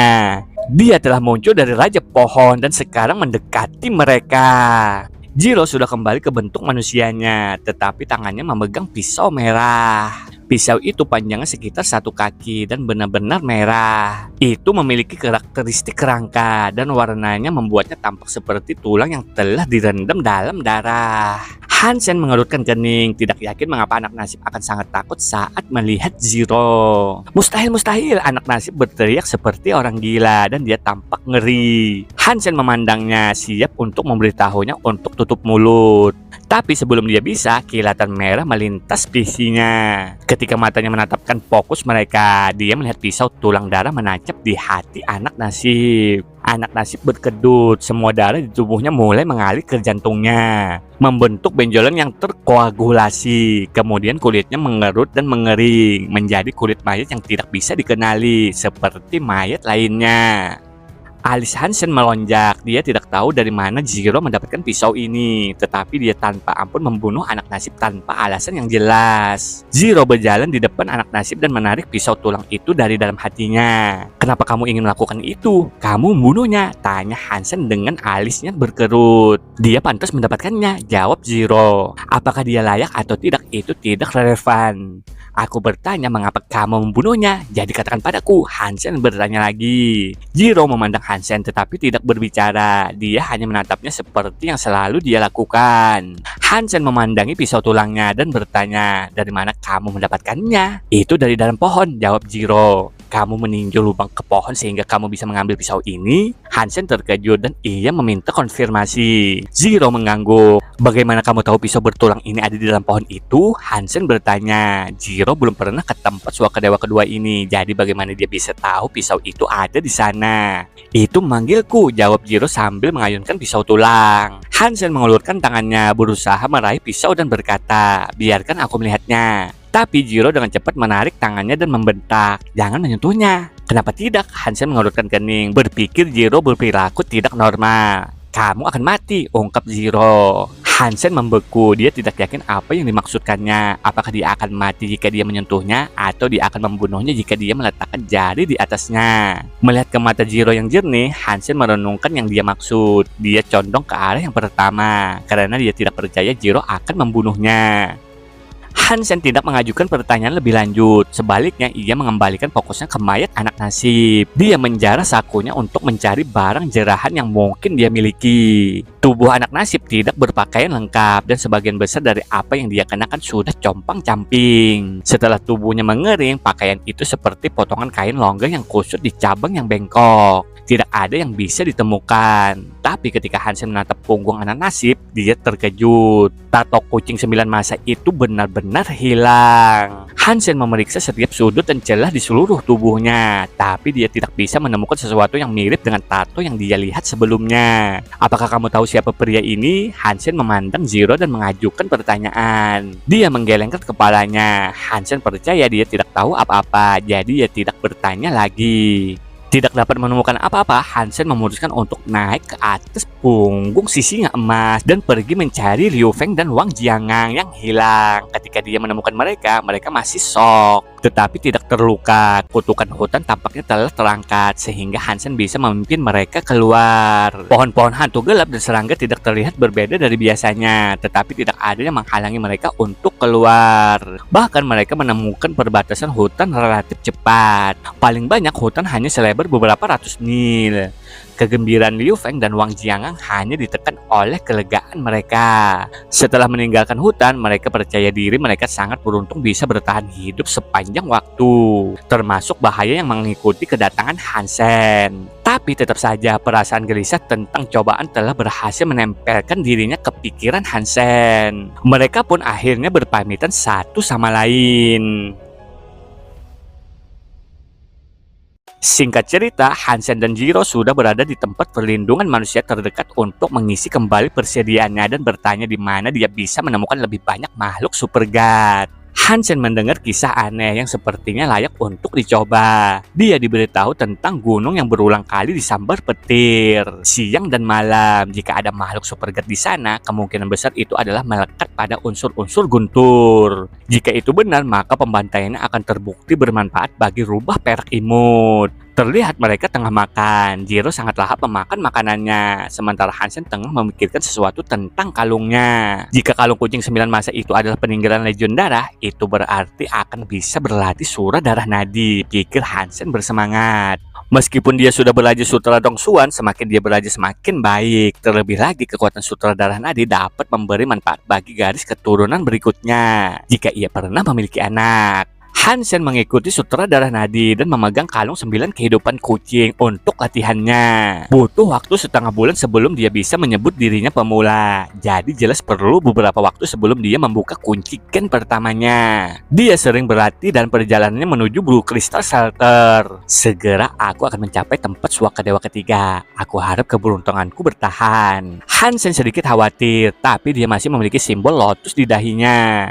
Saat Hansen asik dengan lamunannya, tiba-tiba ada seseorang memanggilnya dan menghampirinya. Tuan Han, kami dari Angel Gen. Kami ingin meminta bantuan Anda dalam membunuh makhluk super god. Asalkan Anda punya waktu, kami senang membahas harga untuk banding seperti itu. Zhao Shubin adalah salah satu manajer Angel Gen dan dia tersenyum ketika mengajukan permintaan. Keluarga Zhao memang tak tahu malu. Pertama mereka ingin membunuhku, sekarang mereka ingin bantuanku. Hansen tidak bisa menahan tawa di dalam hatinya. Namun kata-katanya menceritakan kisah yang berbeda dan ia menjawab, itu tergantung pada makhluk super god apa yang Anda minta untuk saya bunuh. Dan tentu saja harga seperti yang disebutkan. Jika Anda bersedia membantu kami dengan tugas ini, maka yakinlah harganya akan membuat senyum ke wajah Anda. Zhao Shuibin berbicara dengan lembut dan berhenti. Setelah beberapa saat, dia melanjutkan dengan mengatakan, kami ingin Anda membantu kami membunuh Thunderball yang berada di Thunder Mountain. Hansen tidak bisa percaya kebetulan seperti itu bisa terjadi, karena Thunderball adalah targetnya juga. Tentu harganya 100 Angel Gen cairan kelas tinggi, ungkap Hansen dengan dada yang membuncit. Oh Tuan Han, tidakkah Anda berpikir bahwa harga sedikit tidak masuk akal? Anda tahu cairan Angel Gen kelas tinggi membutuhkan darah Royal Surah untuk formulasi mereka. Hubungan kami dengan Surah cukup buruk sehingga pengadaan darah ini sulit. 100 botol Angel Gen terlalu suram. Selain itu, kami memiliki tim kami sendiri. Kami hanya membutuhkan bantuan Anda. Kami tidak meminta Anda untuk mengambil makhluk super god sendirian. Zhao Shubin memerah. Tidak diragukan lagi, mereka agak canggung atas proposisi yang harus ia tolak. Anda bilang tawaran Anda akan membuat saya tersenyum? 100 botol cairan Angel Gen dibutuhkan. Jika Anda tidak dapat memenuhi harga saya, maka tanyakan orang lain, ujar Hansen tegas. Memang benar bahwa jumlah botol cairan Angel Gen yang beredar dan tersedia untuk dibeli belakangan ini rendah. Jarang ada orang yang mampu membelinya, bahkan jika mereka dapat ditemukan. Permintaan Hansen untuk 100 botol seperti itu cukup menggelikan, dan itu akan menghabiskan 1 bulan seluruh pendapatan Angel Gen. Tuan Han, harga Anda terlalu tinggi. Sebanyak yang saya inginkan, saya tidak bisa membuat kesepakatan ini untuk Anda sekarang. Tetapi saya akan kembali ke aliansi dan berkonsultasi dengan penyedia saya, saran Zhao Shuibin. Saya meninggalkan tempat penampungan 1 jam dari sekarang, ungkap Hansen. Zhao Shuibin mengangguk dan berkata, aku akan cepat, jadi tolong tunggu. Setelah 1 jam berlalu, Zhao Shuibin tak kunjung datang. Hansen dan Zero pun juga sudah selesai makan. Hansen pun mengajak Zero untuk pergi. Hansen berpikir harga keterlaluan yang dia sarankan akan cukup untuk menakuti mereka dan membuat mereka keluar dari gangguan mereka. Tapi sayangnya untuknya, Zhao Shuibin kembali berteriak memanggil Hansen. Dia terengah-engah dan berkata, perusahaan kami menerima harga Anda. Saya memiliki pial bersama Anda. Tetapi kami akan meminta Anda untuk menandatangani kontrak ini. Hansen terkejut. Untuk sedikitnya dia melihat isi kontrak dan semuanya tampak beres. Dia memandangi peti cairan Angel Gen dan memperhatikan bahwa cap itu sudah ditempel dengan stempel resmi mereka. Jika yang dimasukkan di dalamnya bukan yang dia minta, atau jika cairan Angel Gen di dalamnya pial adalah tiruan yang murah atau varian cairan yang encer, dia akan bisa menuntut mereka. Oke, Hansen menandatangani kontrak dan menerima 100 botol cairan Angel Gen. Lalu Hansen berpamitan dan pergi. Singkat cerita, hari yang ditentukan untuk berburu pun dilaksanakan. Terlihat banyak petir menyambar di pegunungan itu. Dan sehubungan dengan Thunderball, dia tidak percaya Angel Gen akan membuat kesepakatan yang jujur. Tetapi jika dia membunuh makhluk itu mendapatkan hasil jarahan dan berjalan pergi dan cairan yang telah dia tawarkan, ada baiknya pergi bersama mereka. Bagaimanapun, Hansen tidak merasa bersalah melakukan hal-hal buruk kepada orang-orang Angel Gen jika dorongan datang untuk mendorong. Dengan Zero di belakangnya, Hansen pergi ke perburuan dengan anggota Angel Gen yang akan menemaninya. Tuan Han, kita pergi untuk berburu makhluk Super God. Apakah Anda yakin pantas bagi Anda untuk membawa serta seorang gadis kecil yang cantik? Zhao Xiubin mengolok-olok setelah menatap Zero. Itu hanya makhluk Super God, dia akan baik-baik saja, ungkap Hansen sambil membelai kepala Zero. Sementara itu rubah perak imut santai-santai saja. Lalu tiba-tiba rubah perak merasakan sesuatu. Dia melihat ke kejauhan, mengintip ke Thunder Mountain. Matanya mengamati tanah seolah-olah mencari sesuatu yang khusus. Ledakan pun terdengar, sebuah petir melesat melintasi langit seperti berbentukan jaring laba-laba, menerangi tanah yang basah dan gelap. Hansen menggunakan cahaya untuk melihat puncak hitam yang mereka tuju. Itu lebih tinggi daripada gunung lain di daerah itu, dan begitu tinggi sehingga seolah-olah terhubung ke langit itu sendiri. Semua petir tampak berasal dari gunung itu, seolah-olah itu adalah semacam petir batu yang alami. Tuan Han, itu adalah Gunung Guntur, rumah Thunderball, ujar Zhao Xiubin sambil menunjuk ke arah puncak terjal. Hansen segera mulai mengendari sisi emas di sisi gunung. Dalam hal ini kami bergantung pada Anda, ujar Zhao Xiubin dengan sopan kepada Hansen. Setelah Hansen berangkat, Zhao Xiubin berbalik dan berkata kepada orang-orangnya, hati-hati, Thunderball dapat muncul kapan saja. Pertahankan kewaspadaan. Ya, mereka semua menjawab bersamaan. Perlahan tapi pasti mereka naik gunung di belakang Hansen. Mereka bermaksud membunuh Thunderball ini untuk beberapa waktu. Mereka telah gagal beberapa kali dan kehilangan banyak orang dalam upaya mereka sebelumnya. Sapi jantan itu bisa melakukan serangan sengit. Itu sebabnya mereka harus mendekati Hansen dan meminta bantuannya. Mereka sudah kehabisan akal. Jika sapi jantan itu benar-benar pergi, maka itu akan menjadi kerugian besar bagi mereka. Kontrak tersebut menyatakan bahwa jika banteng telah mengosongkan daerah itu, maka Hansen memenuhi syarat untuk menyimpan setengah dari botol yang diusulkan dari Angel Gen. Dengan sangat cemas, mereka melanjutkan pendakian ke puncak. Sementara itu, Guntur menjadi semakin buruk. Tiba-tiba sambaran petir menghantam batu yang hanya beberapa meter dari Hansen. Tetapi batu itu tampak tidak bisa dihancurkan dan itu tidak dirusak oleh kilat. Itu masih sangat halus dan tidak ada satupun cacat yang dibawa ke sana. Mereka butuh 1 jam perjalanan untuk mencapai titik tengah gunung. Tapi tetap saja mereka belum menemukan Thunderball yang mereka buru. Manajer jawab, mungkin banteng itu sudah pergi, ujar Hansen kepada Zhao Xiubin. Zhao Xiubin tampak bingung dan dia berkata, setiap kali datang ke sini, itu akan dengan cepat mendekati intrusi kita di kaki gunung. Bahkan jika itu di puncak, itu seharusnya sudah turun pada kita sejak lama. Tidak adanya binatang hari ini memang aneh. Ketika mereka pergi lebih tinggi, frekuensi petir meningkat. Setelah perjalanan 1 jam lagi, petir menyambar seorang pria bernama Peng Ling. Dia dipukul saat berada di tunggangannya dan dia hampir terbunuh seketika. Terluka parah, rambut kepalanya sebagian besar telah terbakar habis. Dia terkejut. Hansen mengakui ini adalah karya rubah perak, master petir. Dia menekuk keinginan petir untuk menghindari dirinya sendiri dan teman-temannya. Hansen memeluk rubah perak dan dengan tenang berkata, rubah perak imut, bisakah kamu menarik lebih banyak kilat ke mereka? Rubah perak imut memandang Hansen dan mengiringkan kepalanya, menandakan pemahamannya tentang permintaan Hansen. Kemudian kilatan kejahatan lahir di matanya. Rubah perak melompat mundur dari dada Hansen, kembali ke kepala sisi emas. Itu melihat Guntur melesat melintas langit. Sebuah petir menyambar dengan sempurna di atas kepala Lui Gui. Itu menghancurkan baju besinya dan menjatuhkannya dari perjalanannya. Dia kejang-kejang di tanah berlumpur, berkedut kesakitan. Semua orang berhenti untuk memeriksa kesehatannya. Untungnya bagi mereka, mereka semua membuka kunci gen mereka dan mampu menahan serangan seperti itu. Ini aneh, mengapa Kira tidak melukai Anda? Mereka mulai curiga ada yang salah. Dan setelah Lui Gui dipukul lagi, ia tidak bisa menahan diri dari menghadapi Hansen. Mungkin itu karena aku bukan orang celaka yang telah melakukan beberapa kejahatan, ujar Hansen dengan dingin. Kau tahu mereka cepat marah dengan respon yang diberikan padanya. Dia mengarahkan jarinya ke arah Hansen dan menyala. Kau pasti telah melakukan sesuatu. Baik, aku mengakuinya. Aku membuat petir terus menyerangmu. Aku tidak hanya sial. Oke, itu aku. Apakah kau puas? Hansen mengangkat bahu. Mereka tidak tahu harus berkata apa. Guntur datang dari langit dan Hansen jelas tidak menghasilkan kilat. Karena itu dia tidak percaya itu adalah Hansen dan tidak bisa langsung menyalahkan pria itu karena melakukan apa yang sebenarnya diakui lakukan. Tuan Han, Anda salah paham artinya. Kami ingin tahu apakah Anda memiliki cara untuk mencegah petir menyerang Anda? Mungkin jika Anda memberikan metode Anda, kami juga bisa terhindar dari pukulan. Kita mungkin bisa menyelesaikan petualangan ini sedikit lebih cepat, ungkap Zhao Suibin. Hansen tidak menjawab secara lisan. Dia mendongak dan melihat petir lain. Dan ketika turun, dia melemparkan tinjunya ke atas. Petir keluar dari tinjunya dan berdampak pada petir yang masuk. Ledakan yang datang sebagai akibatnya menjatuhkan semua orang ke tanah. Mereka semua tampak pucat dan banyak dari mereka mulai menimbun darah. Mereka semua memandang Hansen dengan kaget, seolah-olah dia adalah dewa.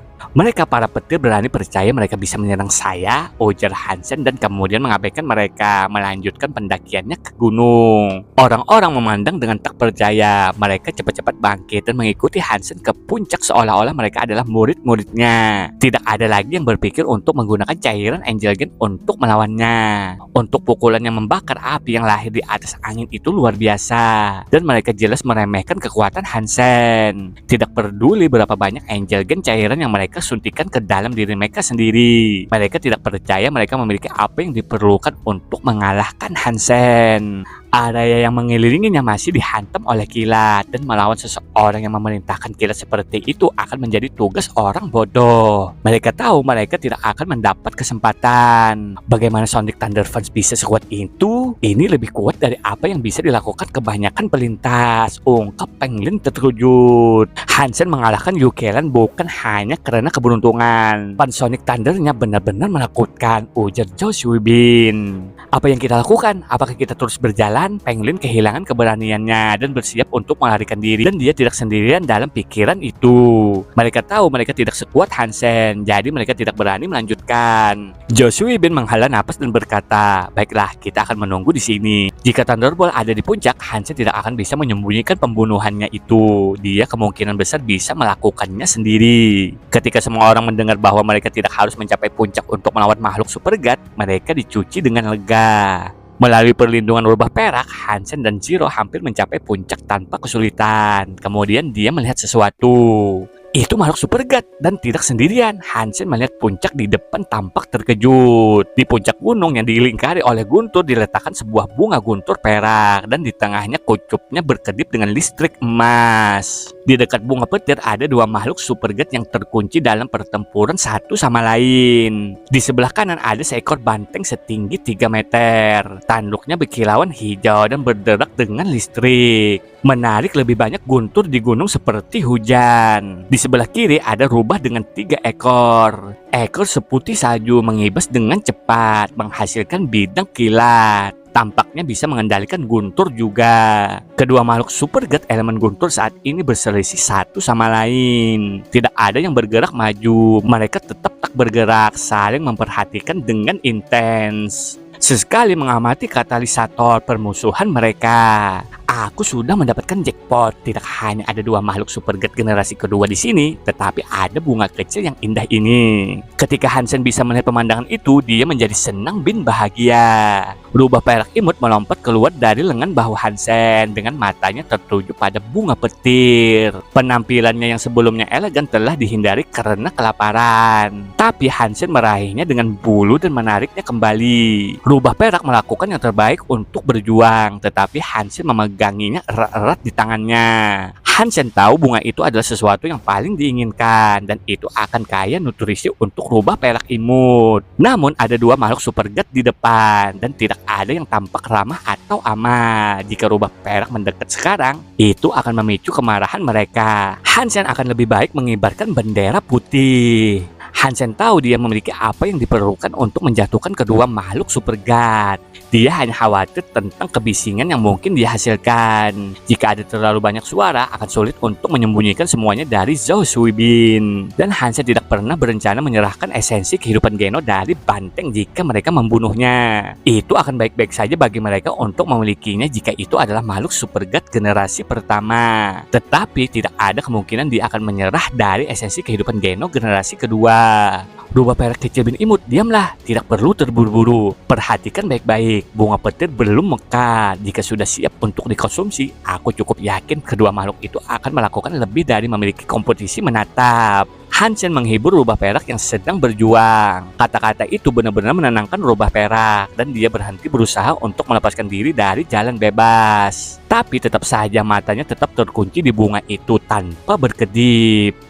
Sesekali kilat menyambar bagian tengah bunga. Kapanpun itu terjadi, bunga itu tidak dirusak. Bahkan tampaknya menjadi lebih cerah dan lebih hidup setelah setiap serangan dan kejutan. Sepertinya dia mengkonsumsi listrik. Di tengah-tengah bunga, buah guntur emas tumbuh. Saat ini tentang ukuran telur rata-rata, kilat emas berkelap-kelip di seberangnya, berkilauan dalam tontonan kental yang menginginkan pada pemandangan udara dari galaksi. Aku ingin tahu berapa lama sampai buah ini matang. Saat Hansen mengamatinya, dia tidak yakin kapan buah itu akan matang, meskipun itu jelas belum siap. Menilai dari perilaku rubah petir 3 ekor dan banteng petir, jika sudah matang sekarang, yang satu pasti akan merobek tenggorokan yang lain. Hansen pun memanggil angel cantiknya, Miao dan lonceng birunya. Kemudian dia menempatkan peri dalam posisi penyergapan potensial. Ketika Hansen tiba di puncak, rubah berekor 3 dan banteng masih di sana, terkunci dalam kompetisi menatap mereka. Hansen pun memanggil angel cantik dan memerintahkan bunuh banteng itu dulu. Setelah itu, kekuatan gabungan Hansen dari kekuatan Sonic dan Guntur menggertakkan tubuh itu berkumpul di tinjunya.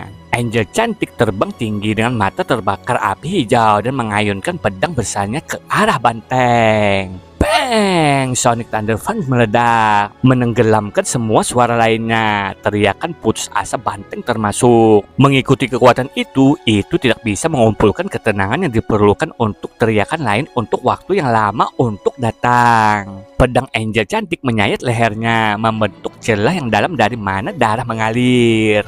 Sebelum bisa mengeluarkan suara, sesuatu membisukan kotak suara banteng. Tombak naga membara milik Hansen telah didorong ke dalam tenggorokannya, mengebor dengan kekuatan memutilasi dan nyala api hijau. Dong, dong, dong. Lonceng biru kematian membunyikan loncengnya dan menyerang banteng yang terluka. Dalam keadaan hancur, ia tidak bisa menahan suara. Wajahnya mulai berdarah dan seluruh tubuhnya mulai mengering, pecah dan mengalir. Thunderbolt terbunuh. Tidak ada jiwa bis buasnya yang didapat. Daging makhluk ini dapat dimakan. Dan Anda dapat memanen esensi kehidupan Geno. Konsumsi esensi kehidupan Geno untuk mendapatkan 0 hingga 10 poin Super God Geno secara acak. Setelah menyaksikan pembantaian banteng, rubah 3 ekor telah membeku. Awalnya mereka percaya bahwa hanya mereka berdua yang bersaing untuk mendapatkan buah itu. Dan tidak mengharapkan begitu banyak makhluk mengerikan tiba-tiba muncul dan membunuh pesaing satu-satunya. Makhluk super god itu cerdas dan setelah melihat situasinya, rubah berekor 3 tidak berani bertahan dengan cepat meninggalkan puncak gunung. Hansen memerintahkan angel cantiknya untuk mengejarnya, tetapi tidak membunuhnya. Dia ingin mengejar Zhao Suibin dan rakyatnya menuruni gunung. Zhao Suibin mendengar suara pertempuran melayang turun dari puncak dan dengan sangat gembira dia berkata, Hansen berbohong, petir itu memang ada di atas sana. Wah, beruntung skema kecil kami berhasil. Dia terlalu banyak noob untuk mencoba menipu orang-orang seperti kita. Anda tidak bisa menipu orang. Aku harap Hansen dan banteng itu akhirnya terluka. Jika itu terjadi, kita bisa membunuh mereka sekaligus, ungkap Penguin bersemangat. Di tengah-tengah kebahagiaan semua orang, bayangan seputih salju mulai turun dari puncak gunung, siap memburuk suasana hati mereka. Awalnya mereka percaya itu adalah banteng yang turun, tetapi setelah diperiksa lebih dekat, mereka menyadari itu bukan banteng, itu adalah rubah dengan 3 ekor. Oh tidak, lari untuk hidupmu. Wajah Zhao Suibin turun seperti sekarung batu, dan dia dengan cepat berteriak agar semua orang lari. Bahkan jika mereka menggunakan cairan angel gun mereka tidak bisa berlari lebih cepat dari rubah. Dan tidak lama kemudian rubah menyusul mereka, mengayunkan 3 ekornya dan membungkusnya dengan 1 orang, menyetrumnya menjadi arang. Hansen dan Angel cantiknya mengejar dan menarik rubah menjauh dari perlarian Angel Gen. Zhao Xuebin dan rakyatnya saat ini dalam teror, tidak ingin tinggal dan bertarung. Mereka terus berlari. Rubah berekor 3 itu diserang dengan kejam oleh tim Hansen dan Angel cantik. Sementara itu mereka turun gunung. Meskipun rubah 3 ekor itu kuat, itu tidak memiliki peluang melawan Hansen dan Angel cantiknya. Tidak lama kemudian bulunya dicat merah dengan darah. Musuh akan segera dikalahkan. Rubah itu bertindak seolah-olah tahu itu sedang sekarat, dan tiba-tiba ia mulai berlari kembali ke bukit menuju puncak. Apakah ini gila? Mengapa itu berlari kembali? Hansen bertanya pada dirinya sendiri sambil terkejut. Tuan Han, bunuh itu. Zhao Xuebin memanggil balik saat dia melihat rubah naik gunung lagi. Hansen dengan dingin menjawab, aku tidak akan membunuhnya. Ini tidak ada hubungannya denganmu. Kau menginginkan banteng petir kan? Yang aku lihat di sana hanyalah rubah guntur ini, dan itu adalah mangsaku. Lalu Hansen mengabaikan kolektifnya kekuatan dan membawa Angel cantik bersamanya untuk mengejar rubah ekor 3 yang menuju ke atas gunung.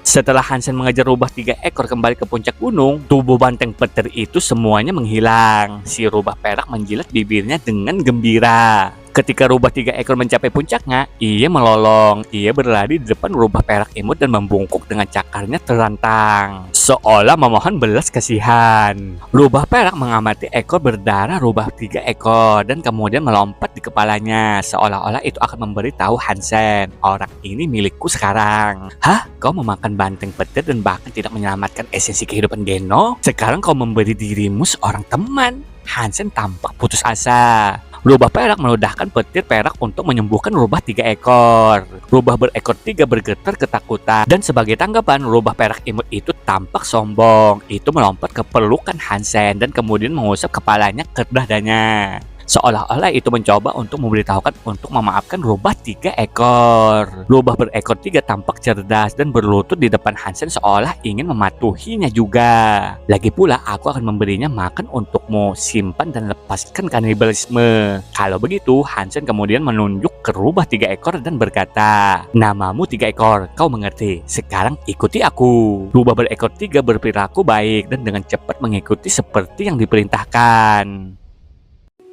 Hansen mengembalikan jiwanya, dan dengan rubah perak di lengannya dan Zero di belakangnya, mereka mengendari rubah 3 ekor menuruni gunung. Orang-orang Zhao Xuebin sekarang dalam keadaan bosan menunggu. Itu segera berubah ketika mereka melihat rubah 3 ekor muncul kembali menuju tempat untuk mereka lagi. Namun setelah diperiksa lebih dekat, mereka melihat Hansen dan Zero mengendari itu. Melihat rubah yang mengancam itu sekarang dikendarai dengan tenang, mereka terkejut. Aku tidak bisa menemukan banteng jantan itu.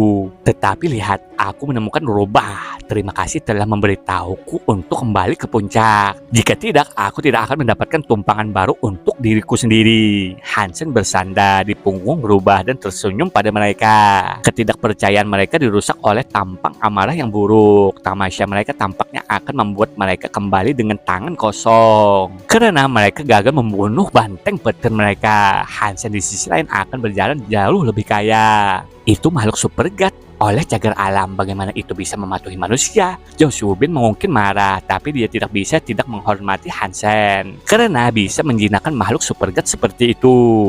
Sekarang aku memiliki rubah berekor 3. Aku bisa menawarkanmu perlindungan dari kilat. Aku bisa menuntunmu ke puncak. Jika kau mau, apakah kau ingin pergi? Hansen memberikan senyum kepada orang-orang. Ya, tolong, Zhao Xuebin masih belum siap untuk menyerah. Ayo pergi kalau begitu. Hansen mengendari rubah dan membawa mereka ke puncak gunung. Dia tidak membuat mereka menderita kali ini, dan perjalanan mereka tanpa hambatan. Hanya bunga petir yang tersisa dan semua jejak banteng petir telah menghilang. Tetapi melihat bunga guntur, Zhao Xuebin dan orang-orangnya menjadi serakah lagi. Kami datang ke sini untuk mencari banteng petir, tetapi sayangnya kami tidak dapat menemukannya. Tapi bunga ini terlihat spesial. Apakah Anda pikir saya dapat mengambil bunga ini sebagai souvenir? Zhao Xuebin mengajukan permintaan. Itu bukan milik siapapun dan itu milik siapapun yang memilih untuk mengambilnya, ungkap Hansen. Joshua-bin terkejut dengan kata-kata Hansen, tapi dia dengan cepat berpikir ada sesuatu yang salah. Dia memiliki perasaan tak tergoyahkan bahwa Hansen tidak akan pernah begitu baik untuk memungkinkan mereka mengambil sesuatu yang begitu unik. Tetapi harta memang telah diletakkan di hadapannya dan dia akan melakukan apa saja untuk memilikinya. Dia memikirkan sebentar dan kemudian membiarkan Feng Lin mengambilnya. Tidak berani pergi sendiri.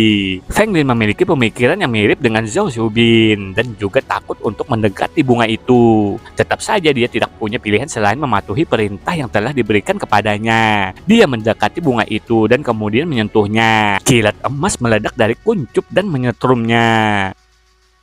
Joshua-bin terkejut dengan cara yang berbeda. Dia tersenyum pada Hansen dan berkata, "Tuan Han, rubah 3 ekor yang Anda miliki dapat memerintahkan guntur. Bisakah kita meminta itu mengumpulkan bunga atas nama kita?" "Manajer Zhou, apakah Anda pikir hal seperti itu mungkin?" ujar Hansen dengan dingin. Joshua-bin berkata, "Kontrak kami adalah untuk membunuh banteng petir, tetapi banteng tidak lagi di sini. Bisakah kita mengubahnya istilahnya jadi itu referensi kita mengumpulkan bunga ini? Kontrak adalah kontrak. Kau tidak bisa mengubahnya kapanpun kau mau. Aku datang ke sini untuk memburu banteng petir untukmu, dan aku tidak punya kepedulian untuk hal lain selain itu." Hansen akrab dengan betapa serakahnya keluarga Zhou, jadi dia tidak terlalu terkejut dengan permintaan absurd mereka. Joshua-bin jelas ingin mengatakan sesuatu, tetapi Hansen berbalik untuk pergi. Orang-orang dengan cepat ingin bahwa rubah 3 ekor melindungi mereka dari kilat. Jika mereka mengecewakan Hansen, mereka pikir dia bisa membiarkannya menyetrum mereka. Memikirkan itu, Joshua-bin tutup mulut dan tidak mengatakan apa-apa lagi. Hansen kemudian membawa mereka menuruni gunung. Sehari kemudian, Hansen pergi ke puncak guntur tanpa orang-orang Angel Gang. Terlihat banyak kilat terus menyerang buah itu dan ada peningkatan kekuatan aroma yang menyenangkan dengan setiap sembaran petir. Boom! Guntur yang tak terhitung jumlahnya bergemuruh di atas buah selama sehari. Dan tak lama itu bersinar emas seperti petir itu sendiri. Petir terakhir mengenai buah itu dan setelah itu awan gelap langit menghilang. Angin dan hujan berhenti dan satu-satunya ancaman unsur yang tersisa adalah petir emas itu sendiri. Rubah perak imut melompat keluar dari bahu Hansen. Hansen pun mengejarnya. Rubah perak imut mendekatinya tetapi tidak terburu-buru memakan buahnya. Dan kemudian berjalan mengelilinginya seolah-olah sedang memikirkan sesuatu. Setelah berjalan beberapa lingkaran di sekitarnya, rubah perak imut memandang Hansen dan kemudian melihat kembali buah itu. Itu membuka mulutnya dan menelannya dalam satu suap besar. Petir emas meledak di dalam perut rubah perak imut dan membakar seluruh tubuhnya, membuatnya tampak seperti kayu terbakar. Hansen terkejut dan hampir ingin bergegas membantu, tapi untungnya aura rongsuannya mampu mendeteksi kekuatan hidupnya yang sebenarnya semakin kuat. Dia tetap di tempatnya dan tidak mendekati. Dari dalam tubuh hangus rubah perak, cahaya emas meledak. Kekuatan cahaya berangsur-angsur meningkat dan semakin cerah dan juga semakin gelap tubuhnya. Segera setelah itu, tubuh rubah perak itu seperti arang yang membara dengan urat merah mengalir di sepanjang tubuhnya yang hitam. Tiba-tiba awan gelap muncul kembali, membayangi tanah sekali lagi. Badai guntur hitam kekuningan menerpa rubah yang sekarang hangus. Kecah! Tubuh rubah perak imut semakin hangus. Setelah itu, hal yang sama terjadi berulang kali dengan 6 awan lainnya. Anehnya mereka semua memiliki warna yang berbeda. Ada awan hijau, merah, ungu, biru, emas, dan perak. Semuanya setiap awan menabrak rubah perak imut dengan petir 9 kali. Dan dengan setiap serangan, tubuh rubah perak imut menjadi lebih kuat. Tapi kemudian pada serangan terakhir, tubuh rubah perak imut itu hancur berkeping-keping. Dagingnya mengeras, hanya hancur seperti pecahan kaca. Hanya kerangkanya yang tersisa. Tulang-tulang itu bersinar dengan kilat. Lalu petir lain melesat melintasi langit, tapi ini seperti pilar. Langsung menuju ke bawah, seolah-olah untuk menghancurkan tulang rubah perak imut yang tak bergerak. Rubah perak imut akhirnya mengeluarkan suara, tetapi di bawah cahaya pilar suci itu, daging komposisi sebelumnya mulai kembali. Raungan yang dibuatnya cukup sedih untuk menghancurkan hati seseorang. Ketika rubah perak pertama kali hancur, itu tidak membuat suara, tetapi itu terjadi ketika dilahirkan kembali. Rasa sakit pasti jauh lebih menyiksa. Semakin banyak kilat melintas di tubuhnya dan perlahan-lahan penampilan baru rubah perak imut terungkap. Itu seperti rubah petir perak dan sekarang ia sedang menahan beban berat pilar cahaya. Daerah itu dikonsumsi oleh aliran listrik yang besar. Hansen dan rubah 3 ekor harus bergerak jauh dan menyaksikan transformasi dari jauh. Ledakan pun terjadi. Mungkin itu karena terlalu banyak kilat, tapi setengah dari gunung guntur runtuh. Dan di tengah reruntuhan dan puing-puing, rubah perak imut melolong lagi. Petir perak memisahkan pilar cahaya dan melangkah lebih jauh, menerangi seluruh langit. Petir perak memecahkan langit, benar-benar membukanya. Di dalam celah, Hansen melihat banyak hal aneh. Hansen melihat sebuah istana dan pelora yang aneh. Dia bahkan melihat pohon-pohon dengan malaikat yang bertengger di salah satu cabangnya. Dari dalam celah-celah itu, kekuatan hantu tekanan meledak untuk mendorongnya ke tanah. Kekuatannya masih belum pada level yang cukup tinggi untuk menahan tekanan itu. Rubah perak memandang Hansen dan memanggilnya. Hansen menatap rubah perak imut dan mata mereka saling mengunci. Dari apa yang bisa dilihat, Hansen di mata rubah perak imut itu bertentangan. Hansen mengira rubah perak imut akan memanggil gerbang ke tempat suaka dewa ketiga, seperti yang dimiliki badak suci atau penyihir kosong. Tetapi tidak butuh waktu lama untuk asumsi itu berubah. Rubah perak imut tidak memanggil roh. Sebagai gantinya, itu telah memaksa membuka celah di antara kedua tempat suci untuk memaksa jalan keluar. Rubah perak melolong lagi, memandang ke langit dan retakan mulai mengecil. Kemudian itu kembali ke Hansen, seolah-olah itu akan merindukannya. Rubah perak kecil bin imut pergi. Aku akan menemukanmu. Kita akan bersama lagi. Segera. Hansen melakukan yang terbaik untuk berdiri. Tetapi tidak bisa. Dia mengumpulkan semua kekuatan yang dia bisa untuk menghasilkan kekuatan Sonic Guntur. Tetapi bahkan dengan kekuatan itu, bagaimanapun dia tidak bisa membuat suara mencicit. Rubah perak telah berevolusi dan jika tetap berada di suaka dewa kedua, tubuhnya akan ternoda dan berakhir dalam kondisi yang jauh lebih buruk daripada saat ini. Itu harus meninggalkan tempat ini sebelum retakan ditutup. Meskipun Hansen ingin pergi dengan itu, tidak mungkin baginya untuk mengalah. Rubah perak berteriak ke arah tuannya sekali lagi, dan saat beringsuk menuju celah, itu memastikan untuk terus melihat kembali pada Hansen. Aku akan segera mencarimu, rubah perak imut, tunggu aku. Hansen menyaksikan celah-celah mulai menyegel. Jadi dia berbicara dengan lantang untuk terakhir kalinya pada rubah perak imut yang melihat ke arahnya. Rubah perak mengangguk dan kemudian berbalik menghadap portal. Tubuhnya berubah menjadi kilat perak dan ditarik ke dalam. Celah itu menutup dan tekanan yang memaksa Hansen ke tanah menghilang. Meski begitu, dia tidak segera bangkit kembali. Hatinya telah mengalami pukulan yang hampir tidak pernah harus dia tangani. Sejak dia menyaksikan kelahiran rubah perak imut, dia menghabiskan sebagian besar waktunya di sampingnya. Itu adalah teman sejati dan sekarang telah hilang. Dan sekarang setelah hilang, itu menyakitkan. Hansen bersumpah untuk melakukan apapun untuk menemukan rubah perak lagi. Tetapi suaka dewa ketiga adalah tempat yang luas dan luas. Itu sebagian besar belum dieksplorasi dan perkembangan manusia lambat di sana, kecuali jika dia sangat beruntung. Hansen khawatir mungkin butuh bertahun-tahun bagi keduanya untuk bersatu kembali. Aku tahu aku tidak perlu khawatir. Aku akan menemukannya dimanapun dia berada. Aku akan memotong siapapun atau apapun yang mencoba menghentikanku bersatu kembali dengannya.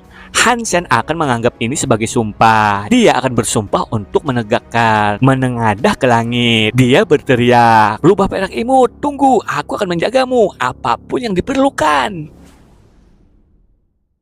Singkat cerita, 3 bulan kemudian, Hansen akhirnya sampai di Blue Crystal Shelter. Di sana ternyata ibunya sudah menunggunya. Melihat ibunya, Hansen bergegas menghampirinya dan langsung memeluk ibunya. Hansen mengatakan pada ibunya ingin membicarakan sesuatu. Setelah sampai di tempat ibunya, dia berbicara dengan ibunya dan memberitahu ibunya tentang rencananya, bahwa dirinya ingin ke Suaka Dewa Ketiga. Jika kamu mengunjungi Suaka Dewa Ketiga, jangan biarkan roh tahu bahwa kamu memiliki hubungan dengan keluarga Luo, ungkap Luolan dengan tenang setelah mendengar rencana anaknya. Kenapa? Hansen bertanya, tidak mengerti. Kakek buyutmu terkenal karena kekejamannya di Suaka Dewa Ketiga. Setiap roh di sana akan membencinya dengan hasrat. Jika kamu tidak ingin hadiah abadi di kepalamu, jaga kerahasiaan ikatan keluarga kamu dengannya. Tetapi karena kamu tidak mempelajari sutra langit palsu, itu seharusnya tidak terlalu menjadi masalah. Luolan tersenyum saat menjawabnya. Ini buruk. Ketika Hansen mendengar ini, hatinya berdebar. Dia tahu dia tidak akan memiliki masalah merahasiakannya, tetapi dia sadar bahwa keluarga Zhou membencinya. Dia takut mereka akan mengirim kabar kepada roh-roh cagar alam Dewa Ketiga tentang siapa leluhur Hansen. Hansen menceritakan kepada Luolan kisah tentang apa yang terjadi antara dia dan keluarga Zhou dari waktu ke waktu. Dan ketika Luolan mendengar ini, dia berkata, Suaka Dewa Ketiga sangat besar. Ada beberapa manusia di sana dan masih sedikit yang mampu bepergian. Kecuali jika kamu sangat sia dan bertelur di dekat keluarga Zhou, kamu seharusnya tidak memiliki terlalu banyak masalah. Dan ketika kamu masuki Suaka Dewa Ketiga, kamu berhak mendapatkan pergantian nama. Bahkan jika mereka tahu kamu ada di sana di tempat perlindungan Dewa Ketiga di suatu tempat, mereka hanya akan tahu namamu. Lokasi tempat kamu tidak akan diketahui oleh mereka. Luolan tampak tidak khawatir sama sekali. Kurasa kau benar, Bu. Hansen merasa diyakinkan dengan kenyamanan ibunya. Luolan lalu berkata, ngomong-ngomong kamu tidak harus datang menjemputku. Aku bisa pergi ke momen shelter sendirian. Tidak, Bu, aku harus datang dan menjemputmu. Terlalu berbahaya bagimu untuk pergi sendirian ke sana. Hansen dengan cepat menjawab. Kau meremehkan bakat ibumu ya? Tetap lakukan hal kamu sendiri. Aku akan baik-baik saja. Luolan tersenyum hangat lagi. Meskipun Hansen ingin menunggunya, dia bersikeras pergi sendiri. Mengetahui tekad ibunya, Hansen tahu dia tidak punya pilihan selain menerima, menyetujui dan menghormati keputusannya.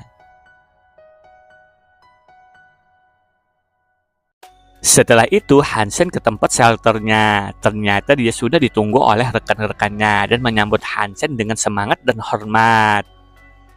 Lalu setibanya di kamar pribadinya, dia mulai rebahan memikirkan sesuatu, memikirkan tentang perkembangan labunya. Dan dia juga sudah memberikan sebagian jiwa bisnya kepada ibunya. Hansen juga memikirkan tentang peri kecilnya. Walau peri kecilnya ini kadang menyebalkan dengan tingkah lakunya, tapi juga saat-saat genting selalu membantu Hansen. Dia pun membuat rencana untuk perkembangan evolusi perinya. Setengah bulan pun berlalu di kapal kristal. Hansen belum juga menemukan makhluk yang cocok bagi peri kecilnya. Namun pada akhirnya Hansen bertemu dengan makhluk yang seperti gurita yang cocok untuk dikonsumsi peri kecilnya untuk berevolusi. Tanpa membuang waktu, Hansen dan peri kecil langsung gas menghabisi makhluk itu tanpa susah payah. Lalu makhluk itu pun langsung dikonsumsi oleh peri kecil dengan lahapnya. Peri kecil berevolusi dan sebuah cahaya muncul. Pintu tempat suci terbuka di udara dan roh keluar untuk mendekati peri. Berbeda dengan rubah perak imut yang ragu-ragu untuk pergi, peri tidak meluangkan waktu dalam menemani roh. Dengan gembira dia berlari ke arahnya. Tidak tahu berterima kasih. Hansen merasa seolah-olah dia telah digunakan dan disingkirkan. Dia merasa seolah-olah kebaikannya semuanya sia-sia. Ketika ini terjadi, Hansen berada di kapal kristal. Roh yang datang melalui pintu tidak melihat Hansen ketika membawa peri kembali ke seberang gerbang. Tapi sebelum peri melewati gerbang, dia membuat wajah mengejek ke arah Hansen. Baik, terserah, lanjutkan. Tempat ini lebih baik tanpamu. Hansen menghela napas. Meskipun dia mengatakan itu, dia sebenarnya merindukannya. Setelah itu, pada hari ini, Hansen merasakan getaran yang berasal dari lautan jiwanya. Jiwa bis Aqua Rever meninggal dan kemudian menghilang. Sepertinya dia melarikan diri. Hansen memasang ekspresi rumit. Tapi dia tidak terkejut. Ning Yue bukan orang biasa. Dia telah dimiliki oleh Aqua Rever. Tapi tetap saja dia belum pernah menyampaikan informasi yang berguna. Hanya masalah waktu sampai dia berhasil menghindarinya. Hansen mengira dia akan melarikan diri lebih cepat. Sementara itu, di sebuah tempat, ada seseorang tengah berjalan disambut oleh orang-orang berjas. Mereka serentak mengatakan, "Selamat datang, Master." Lalu scene berganti, tepatnya di aliansi. Di sana sedang mengadakan seremoni. Hansen dan teman-temannya akhirnya menyelesaikan masa tugasnya sebagai militer. Dia dan teman-temannya merayakannya dengan minum-minum. Ada juga temannya mengasih selamat pada Hansen. Dan ada juga menyinggung-nyinggung masalah pernikahan Hansen dengan Putri Jianran. Hansen pun sangat menikmati masa-masa ini bersama teman-temannya sebelum dia berevolusi dan menuju ke tempat suaka dewa ketiga. Hansen tinggal di rumahnya selama sebulan, dan ketika dia kembali ke tempat suaka dewa, dia pergi mengunjungi kolam evolusi. Dia berdiri di sebelahnya dan menanggalkan pakaiannya dengan labu yang sudah dikalungkannya. Dia melompat masuk.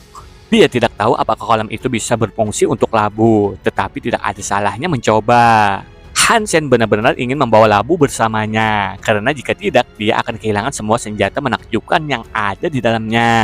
Kolam evolusi seperti jurang air yang tak berujung, itu seperti lubang hitam. Tubuh Hansen terus jatuh, seolah-olah dia jatuh ke dalam kekosongan tanpa dasar. Komposisi tubuhnya mulai mencair ketika dagingnya membusuk. Hansen tidak merasakan sakit dan dia tidak bisa melihat atau mendengar apapun. Rasanya seperti tubuhnya terlahir kembali. Rasanya seperti berada di api penyucian, segera disamarkan dengan kehidupan baru. Evolusi berhasil. Anda telah mencapai pangkat supervisor. Anda telah memperoleh umur 100 tahun tambahan. Tubuh supermu telah berevolusi. Roh Super King. Hansen didorong ke permukaan air ketika dia mendengar pengumuman itu, memberitahukan keberhasilannya dalam evolusi. Namun sebelum Hansen mengagumi tubuh pelintas barunya, dia merasa tangan kirinya menjadi kewalahan oleh kekuatan yang berdenyut. Labu di tangan kirinya bergetar seperti orang gila. Labu itu bergetar di tangan Hansen. Pada ujungnya, distorsi seperti lubang hitam telah terwujud, membelokkan dimensi yang sangat di sekitarnya. Apakah sesuatu akan lahir dari labu sekarang? Apakah kolam evolusi benar-benar membantu? Hansen bersemangat memandangi labu itu. Sementara dia berpikir, cahaya hitam meledak dari labu untuk memisahkan atmosfer seperti pisau. Lesi terkoyak-koyak di jalinan ruang dan kekuatan hisap yang kuat datang darinya. Sebelum dia bisa bereaksi, Hansen dan labu itu tersedot ke dalam. Hansen merasa seolah-olah dunia berputar, atau seolah-olah dia telah dilemparkan ke mesin pengering. Dia merasakan kekuatan yang menghancurkan menghampirinya. Dan di tengah-tengahnya bergulir, dia merasa seolah-olah ingin muntah tetapi tidak bisa. Dia ingin berteriak tetapi tidak ada suara yang keluar.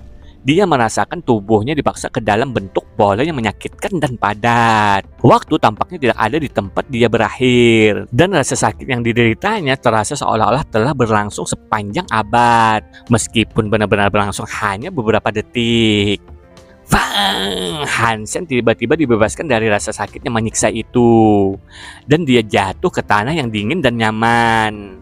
Setelah jatuh, dia tidak bisa menahan diri untuk berteriak. Aduh, tubuhnya sangat sedih, dan ketika dia berteriak, dia bisa merasakan sejumlah patah tulang di sekujur tubuhnya. Di samping organ-organnya yang robek, hanya sedikit gerakan yang diperlukan untuk membuatnya merasa seolah-olah 1000 pisau menikamnya sekaligus. Beruntung Hansen kuat, setiap pelintas biasa akan mati pada kontak pertama dengan tempat ini. Hansen ingin melemparkan sutra dongsuannya untuk mensimulasikan cahaya suci dan menyembuhkan dirinya sendiri. Tetapi dia tidak bisa, aliran darah dari seluruh tubuhnya kacau. Dan dia tidak dapat memberikan satu keterampilan pun. Oh tidak, apakah aku akan mati seperti ini? Hansen merasa seolah-olah organnya berdarah.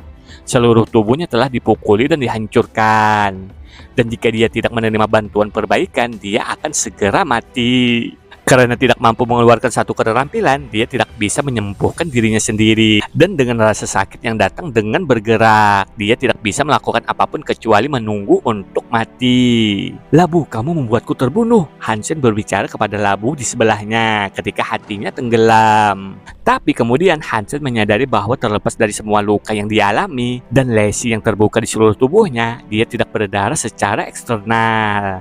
Semua luka telah menusuk. Dan untuk pendarahan internal yang bisa dirasakan, tidak ada hal buruk yang datang darinya. Darah yang berasal dari organ-organ tidak membengkak di suatu tempat, tetapi malah berhasil mengalir di sekitar tubuhnya, bahkan tanpa memompa jantung atau pembuluh darahnya. Sutradara nadi, Hansen senang dengan realisasi yang tiba-tiba. Dia dengan mudah melemparkan sutradara nadi dan bagian dalamnya yang berantakan tampaknya tidak melarang penggunaan keterampilannya. Kekuatan aneh meledak dari darahnya dan pergi ke setiap sel, memperbaiki dan memulihkan setiap bagian tubuhnya. Organ-organnya, tulang-tulangnya, dagingnya yang sobek, setiap inci dari keberadaannya pulih. Hansen memperhatikan bahwa dia tidak perlu fokus pada sutra nadi darah, karena energi dari darahnya memulihkan organ-organnya dengan sendirinya.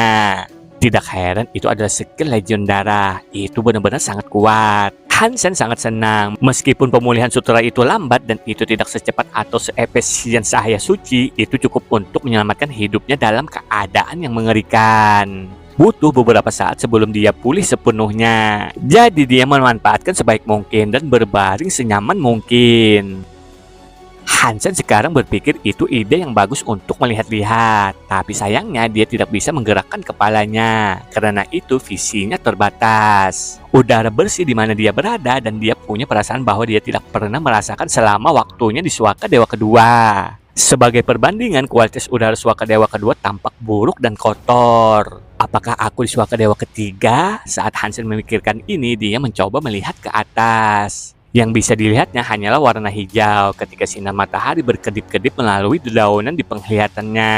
Cahaya anggun membutakannya. Hansen memperhatikan, dia berada di bawah pohon yang tingginya sekitar 5 meter. Dan daunnya sepenuhnya bundar. Daun dirajut bersama seperti payung, melindunginya dari sinar matahari. Tapi dari cabang, Hansen melihat banyak salib tergantung di bawah. Ketika Hansen bertanya-tanya siapa yang telah menggantung begitu banyak salib di pohon, dia menyadari apa sebenarnya itu adalah sebuah pedang. Setiap pedang terlihat identik dan panjangnya sekitar 2 kaki. Setiap bilah kira-kira selebar 2 jari dan warnanya hitam pekat. Itu sebabnya Hansen pertama kali mengira mereka memiliki salib. Secara keseluruhan harus ada sekitar 30 dari mereka. Siapa yang cukup bosan untuk menggantung pedang sebanyak ini dari pohon? Meskipun Hansen memiliki pemikiran ini, dia sebenarnya sangat senang. Itu juga berarti seseorang harus berada di suatu tempat di sekitarnya. Tapi kemudian Hansen menyadari itu mungkin roh yang melakukan ini. Bagaimanapun juga roh terkenal karena melakukan hal-hal aneh. Jika dia ditemukan oleh roh, dia bertaruh tidak akan ada gunanya. Tapi Hansen tidak bisa melihat-lihat dan memeriksa lebih banyak lingkungan. Karena ketidakmampuannya untuk menggerakkan kepalanya. Yang bisa dilihatnya hanyalah pohon dan pedang. Hansen kemudian memperhatikan ada sesuatu yang salah. Pedang tidak tampak seolah-olah sengaja digantung. Pedang terhubung dengan cabang, seolah-olah itu semacam buah. Biji Geno, ini pasti Suaka Dewa ketiga. Hansen menyadari dia di bawah pohon Geno. Pedang adalah senjata Geno. Dia tidak tahu apakah dia harus senang atau khawatir. Di tempat ini, roh, makhluk, dan manusia menanam benih Geno. Dan sekarang ia langsung berada di bawahnya. Dia tidak yakin apa yang akan ditemui. Jika master pohon Geno adalah binatang buas, Hansen kemungkinan akan menjadi cemilan sore hari karena dia tidak bisa bergerak. Hansen memandang lautan jiwanya, berencana untuk mengenakan armor Raja Iblis Semutnya untuk perlindungan. Tetapi ketika dia melihat ke dalam sana, dia membeku. Kristal hitam di laut jiwa seperti lubang hitam, menyerap kekuatan kehidupan di sekitarnya. Hansen kaget. Sejak dia menemukan kristal hitam, tidak ada yang salah dengan itu. Tapi sekarang kristal hitam itu menyerap kekuatan kehidupan, dan itu cukup menakutkan untuk dilihat. Kecepatan di mana kristal menyerap kekuatan hidup itu mengkhawatirkan. Dan jika rasa lapar itu beralih ke Hansen kemudian, dia akan menjadi kerangka-kerangka dalam waktu kurang dari 1 menit. Evolver lain akan lenyap seketika. Hansen agak khawatir jika kristal itu lapar untuknya. Ketika dia memakannya sebelumnya, dia sudah mati sejak lama. Kristal hitam terus menyerap kekuatan hidup, tetapi Hansen menyadari bahwa dia tidak tahu dari mana kekuatan hidup itu berasal. Kristal hitam menghabiskan beberapa waktu untuk menyerapnya. Hansen takut kristal hitam akan menyerap tenaga hidupnya, tetapi tidak ada yang bisa dia lakukan. Dia tidak bisa mengeluarkan dari tubuhnya. Dia membuka matanya, ingin melihat-lihat dan melihat dari mana asal kekuatan kehidupan itu. Karena dia tidak percaya kekuatan kehidupan atmosfer itu sendiri sekuat itu. Tapi Hansen tidak bisa menggerakkan kepalanya. Yang bisa dia lihat hanyalah pohon di atasnya yang menumbuhkan pedang. Namun ketika dia melihat pohon itu lagi, dia diberikan kejutan. Pohon itu dulunya jamrud yang kaya, telah menguning. Pedang telah kehilangan kilau dan kemilau yang menarik dan sekarang mulai berkarat. Kristal hitam menyerap daya kehidupan pohon. Hansen terkesima, tidak yakin bagaimana kristal itu melakukannya. Tapi bagi Hansen, itu adalah kabar baik. Itu menunjukkan bahwa kristal hitam tidak tertarik pada manusia, hanya pelora. Meski begitu, dia sedikit khawatir. Kristal hitam mungkin tidak tertarik padanya sekarang. Tetapi siapa yang bisa berjanji bahwa itu tidak akan terasa seperti dia nanti? Mungkin kristal hitam percaya dia terlalu lemah sekarang, dan itu akan menunggu sampai dia menjadi lebih kuat sebelum menelan energinya. Kecah, pohon pedang semakin kuning dan belalainya mulai membusuk. Banyak dedaunan meninggalkan dahan-dahan mereka dan cengkeraman pohon pada pedang semakin lemah. Salah satu dari mereka jatuh sangat dekat dengan Hansen. Itu hampir menusuk wajahnya tepat sebelum tenggelam ke tanah. Dia hampir mengalami serangan jantung. Melihat banyak pedang berkarat dan bersiap untuk jatuh kapan saja, Hansen berencana memanggil Angel cantiknya untuk membawanya pergi. Tetapi ketika dia mencoba memanggilnya, dia tidak mendapat jawaban. Dia melihat kembali ke laut jiwa. Dan untuk beberapa alasan, Angel cantik tidak lebih dari cahaya. Dia tidak tahu kapan ini dimulai, tetapi di sanalah dia berkembang. Aneh bagaimana dia bisa berkembang. Aku tidak memberinya kristal hitam atau apapun. Hansen merenungkan teka-teki itu, tetapi masih percaya itu adalah hal yang baik. Ketika Angel cantik berevolusi, kehidupannya di suaka dewa ketiga pasti jauh lebih mudah. Kurasa Angel cantikku tidak bisa dipanggil sekarang. Hansen mengamati pohon yang mati dan kemudian mendengar suara. Sister, pohon pedang tinta yang telah tumbuh selama 3 tahun akan segera matang. Ada 34 di antaranya tumbuh. Pikirkan kekayaan. Kita bisa menjualnya untuk mendapatkan daging dalam jumlah besar. Seorang pria berbicara dengan penuh semangat.